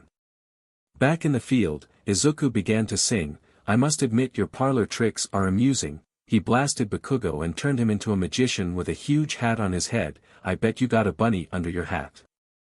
Izuku pulled the hat only to have a huge rabbit squash Bakugo. Izuku carried on after turning Bakugo into a deck of cards. "Now, here's your chance to get the best of me. Hope your hand is hot." He opened the cards only to look at a card that had Bakugo dressed as a clown in it. He threw to the ground for Bakugo to appear growling as he ripped out the clown outfit. "Come on, clown. Let's see what you've got." Bakugo threw himself using a howitzer impact on Izuku, who was just singing, "You try to slam me with your hardest stuff." The smoke from Bakugo's attack cleared to reveal an unharmed Izuku, but your double whammy isn't up to snuff. I'll set the record straight. You're simply out of date. He grabbed Bakugo's face and showed everyone the boy's expiration date. Izuku then shouted at the top of his lungs, "You're only second rate." Izuku then turned Bakugo into a tiger, making Katsuki smirk. Izuku then transformed into a lion tamer, saying as Bakugo attacked Izuku, "You think tigers are meanie, but your tigers tame." Bakugo jumped through a hoop Izuku had and transformed into a small kitten. "You got a lot to learn about the hero game." He put a dunce hat on the cat, turning Bakugo back to normal before throwing off into the void. "So, for your information, I'll reiterate, you're only second rate." Bakugo then landed on a giant version of Izuku's hand and looked at his pinky. Men cower at the power of a pinky. The blonde-haired boy backed away from the small finger only to pump into the thumb. "My thumb is number on every list." The thumb began to spin till it became Izuku, "But if you're not convinced that I'm invincible, put me to the test." He then buried Bakugo in a shallow grave. "I love to lay this rivalry to rest." Bakugo burst out of the grave as Izuku continued to sing, "Come on, zap with the big surprise. Put me in a trap." Izuku then trapped himself inside a metal box, cut down to size. Multiple weapons freed at the box. "I'll make a great escape. It's just a piece of cake." Izuku slammed Bakugo's back, making the boy hit the ground. Izuku was also holding a piece of cake. Izuku then yelled, "You're only second rate." Bakugo then ran toward Izuku only to find himself in front of a statue of Izuku. "You know that your hocus pocus isn't tough enough." He turned around and saw Izuku on a throne, and mumbo jumbo doesn't measure up. "Let me pontificate upon your sorry state." Izuku blasted him into the distance. "You're only second rate." Bakugo began running around only for Deku to pop out of nowhere. Zabakabadabra. Bakugo jumped away only to land in an old lady's lap. He looked at the woman's face and screamed in fright. The lady had Deku's face. He jumped away from her as she reached out to him. "Granny's gonna grab ya."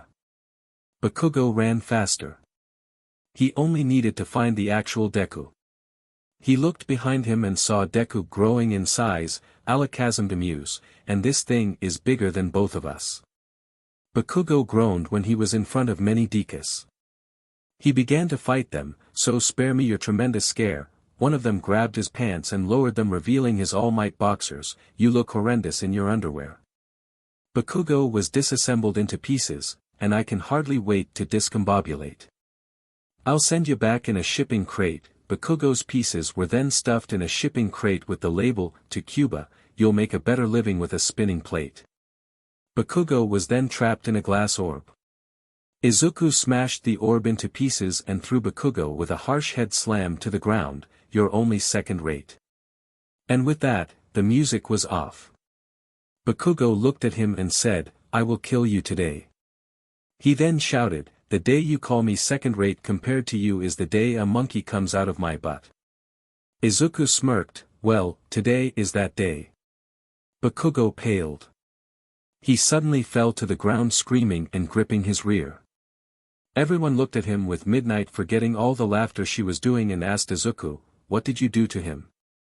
Izuku simply pointed at Bakugo. Midnight looked and saw Bakugo's pants getting ripped apart. Once the hole was big enough, a monkey appeared from it. Everyone was stunned as Present Mike asked no one in particular, "Did Izuku Midoriya make a monkey come out of Bakugo's butt?" A moment of silence passed before laughter echoed throughout the entire stadium. "Oh my god, that's the funniest SHT ever." Back in the Bakugo household, Mitsuki Bakugo was passed out. Her husband was fanning her. Now, some might think she passed out for how worried she was about her son, but in reality, she passed out from how much she laughed when the butt monkey appeared.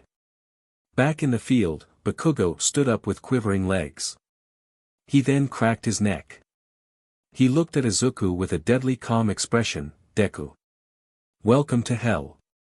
He ran toward the boy and raised his hand to blow him apart only for a portal to open in front of him.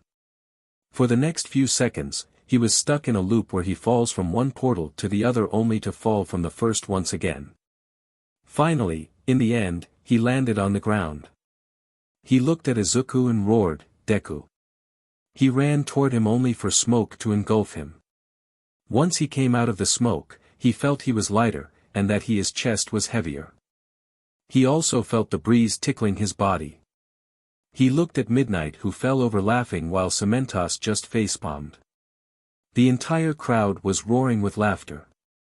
Bakugo had no idea, but Izuku handed him a mirror and he froze. He was a girl. No, he was way worse. He was dressed in a cat dress with cat ears and a tail. He was also wearing what could be considered a bikini. He also had cat paws. In the Bakugo household, Mitsuki was laughing so strong, she was actually crying tears from laughter. Izuku then said, "You look appealing, Kaken." Auntie Mitsuki always said she wanted a daughter, though you being a Nico Nico girl might be a deal breaker. Present Mike then said, "It appears Katsuki Bakugo of Class 1A is giving us some fan service, or should I say Katsumi Bakugo of Class 1A, he then looked at his friend, "What do you think Eraserhead?" Aizawa sighed. This match was entertaining, to say the least, but what I want is for the problem child to end this match already. Put him out of the ring and be done with it. In 1B's booth, Pony sighed, "I can't believe I'm going to do this, but this match has to end."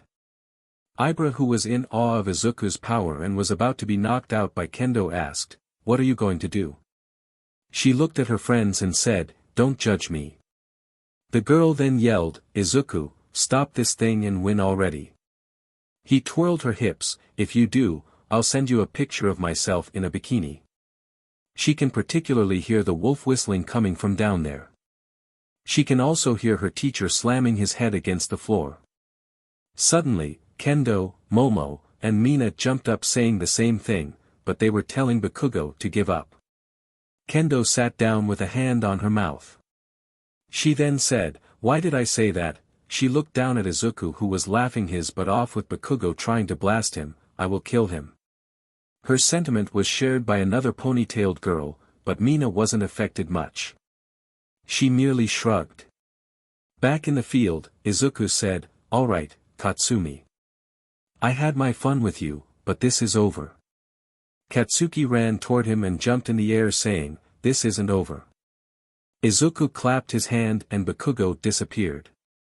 He then clapped them again only for the boy to appear outside the ring in front of a wall, until Bakugo slammed against the wall. Midnight stopped laughing. Izuku Midoriya is the winner of the last fight and therefore he is the winner of the sports festival. Present Mike then said, "Man, after an amazing final match. The winner of the sports festival is Izuku Midoriya." The man ignored how Bakugo was angry and demanded the fight continue. The voice hero then asked, "What are we going to do about the monkey though?" Izuku smiled, "I'll just send it home." He snapped his fingers and the monkey looked at Bakugo. The monkey then charged at the boy who was too busy trying to burn Izuku with his eyes to notice it approaching. When the monkey reached him, it jumped back into the hole it came from, making Bakugo cry out from pain and pass out. Izuku then said, "Now, that's an ending. Everyone would expect the winner of the sports festival to be happy. They would expect him to be over the moon given he won a worldwide event. It wasn't something to sneeze over." However, Izuku was, currently, running for his life. Chasing him was a pissed-off Momo with a chainsaw in her hand, Kendo using her quirk at full blast, and Kendo's two pet spiders. Izuku looked at them, "I didn't do anything. Why the hell am I being chased down by you people?" Momo scoffed, "Did nothing my butt. You forced me to say to Bakugo that I would send him a picture of myself in a bikini." She pulled the string on her chainsaw bringing it to life. "Do you know how humiliating that was?" The boy replied, "Don't blame me if you like him. I didn't do anything." She then spawned two tigers from midair and said, "Protect me. They are trying to kill me." The huge beasts growled at them but stopped and Momo created a ball of yarn and threw it to the ground. The huge beasts suddenly turned into oversized cats as they purred and rubbed their heads against Momo after playing with the ball of yarn. The girls smirked evilly, "Dears, would you be so kind as to bring over here to me and Itsuka?" The two tigers looked at Momo and then Izuku before looking at each other and reaching a decision. They looked at Izuku and growled. The boy screamed and tried to run away, but Itsuka's spiders caught him making Izuku yell, "I brought you to this world. I can as well take you out of it. He was silenced by Kendo's hand slamming into his head, making a dent. Don't you dare harm my babies. She then hugged both spiders who cuddled with her. Momo had the same reaction with her newly acquired tigers. Both girls looked at him darkly and his screams of pain could be heard for miles. In his office, Aizawa heard Izuku's scream. He looked outside and saw Izuku being pummeled by both Kendo and Yaoyorozu. Izuku looked at him hopefully.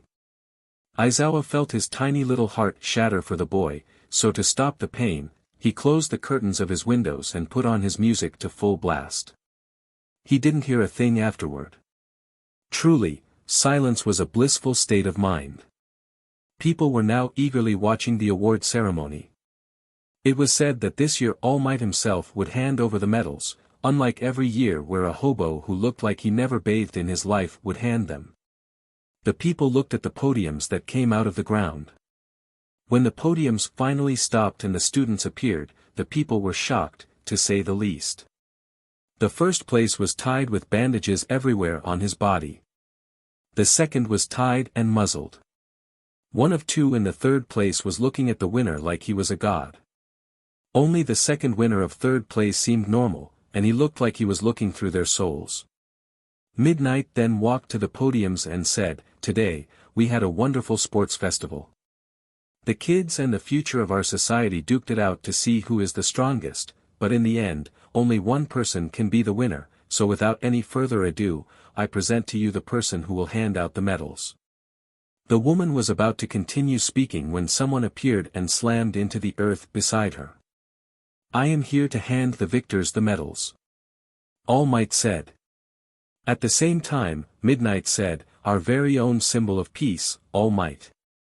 Both looked at each other and Midnight apologized for speaking over the man. All Might shook his head. "It is time to hand over the medals to the winners of the festival." The hero walked up to Shoto and said, "Young Todoroki, today you showed us an amazing ability you had with your quirk. You showed us fine control over it and amazing execution. You also used your fire for the first time. I hope this is a permanent thing." Shoto looked at his hand. "I'm not sure of anything right now, but I know that is it for the best." All Might smiled and hugged Shoto. He moved to Shiozaki and said, "Young Shiozaki, today you proved yourself to be one of the strongest fighters of your class. They usually say that 1A outshines 1B, but this statement today was proven false." The hero then put a bronze medal around her neck, but the girl's attention was on Izuku. The hero hugged her, but the girl barely registered that, making All Might sweat drop. Poor young Shiozaki, young Midoriya's powers must have missed with her mind so much, she thinks he's an actual god. The hero then moved on to Bakugo and looked at him. The boy was restrained to a wall of cement and muzzled. He sweat dropped a little. "Come on, I'm surely this is way over the top." The hero removed the muzzle and then Bakugo began to yell and scream about how he didn't want the silver medal, but All Might rolled his eyes giving it to him anyway. He then walked up to Izuku, "Young Midoriya, today you showed great performance. You dominated the entire festival with a great sense of humor." He then put the gold medal around Izuku's neck and hugged him. Izuku smiled mischievously and looked at Bakugo. He then summoned a microphone and said, "People, do you want me, the magnificent Izuku, to perform one last magic trick?" The people were confused, but they began to cheer him on. The boy looked at Bakugo and said, "On the second podium, we have one angry kid who volunteered to be my first assistant." Bakugo yelled, "Like hell, I volunteered to be." The boy was then turned into a piece of caramel candy. Izuku lifted the candy, eyed it, and then swallowed it.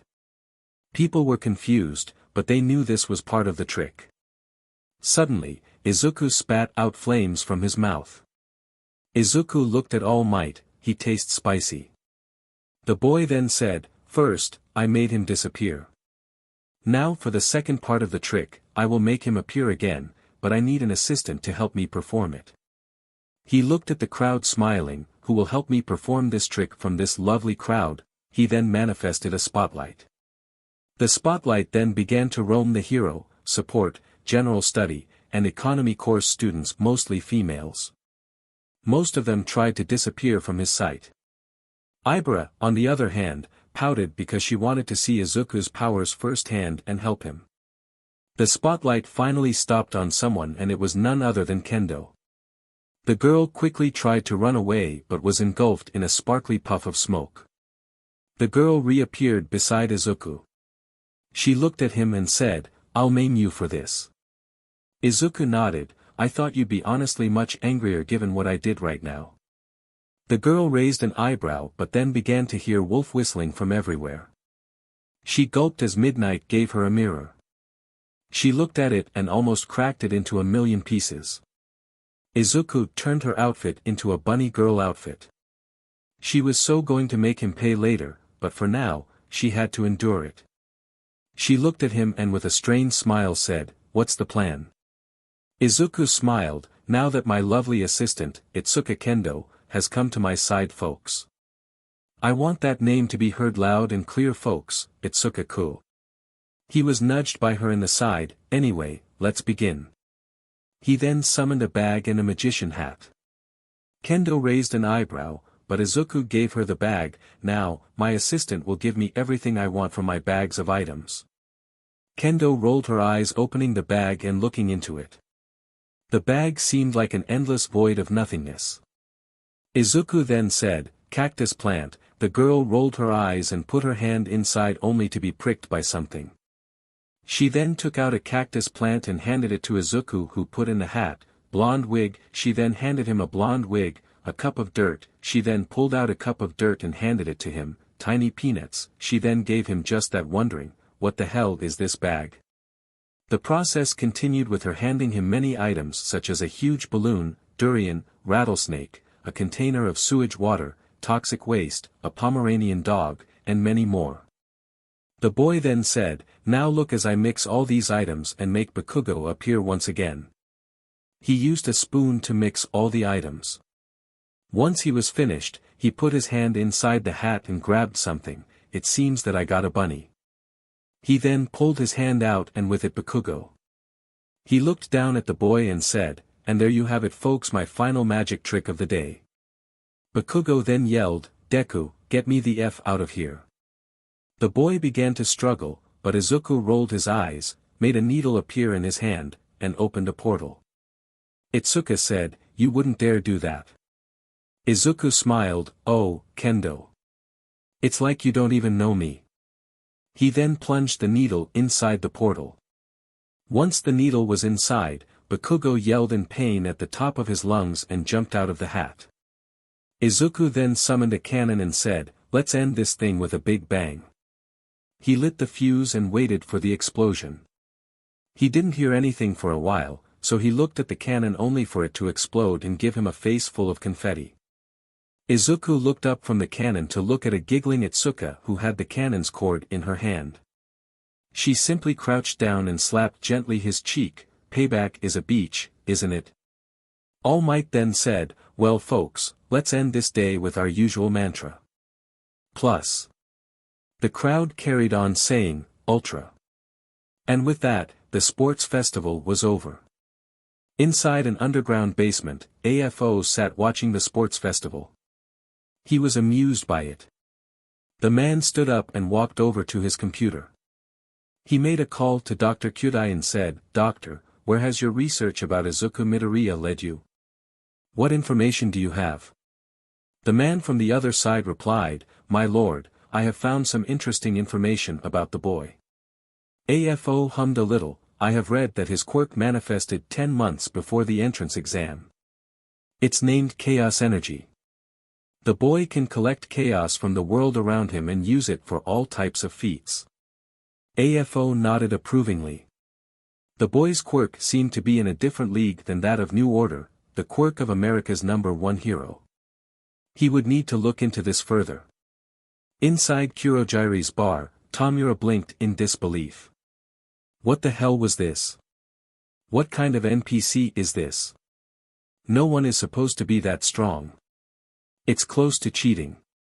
He really needed to go out and kill someone to cool his head. He rubbed his forehead. Tomura wanted to kill this brat, but what will he do if the brat made a monkey come out of his butt during their fight?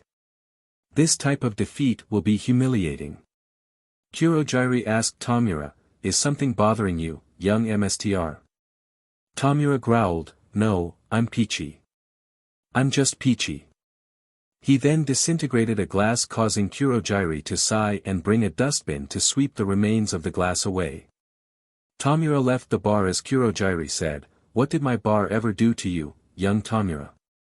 In some underground basement, a man glared at Izuku. He hated Izuku just by looking at the boy. One of the men's henchmen came to him, sir, the girl is ready for work. The man pointed at the screen, find everything that you can about that boy.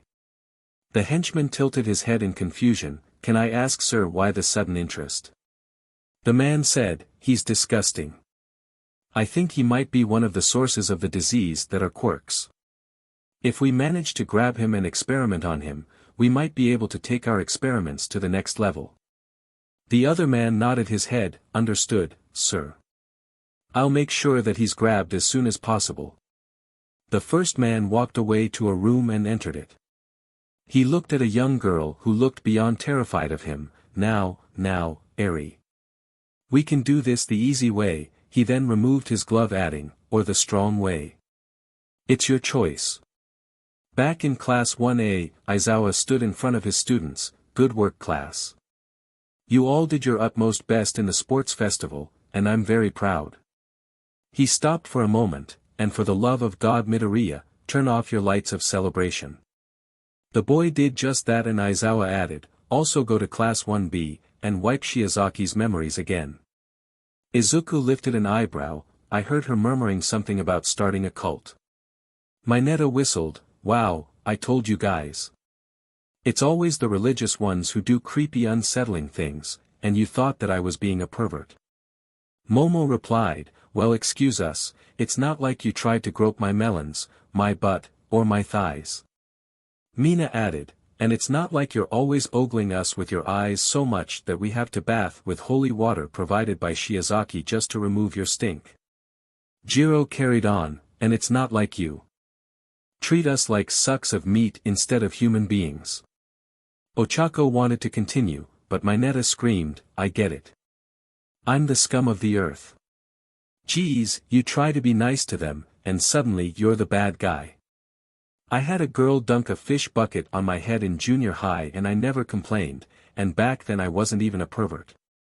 He said the last part under his breath.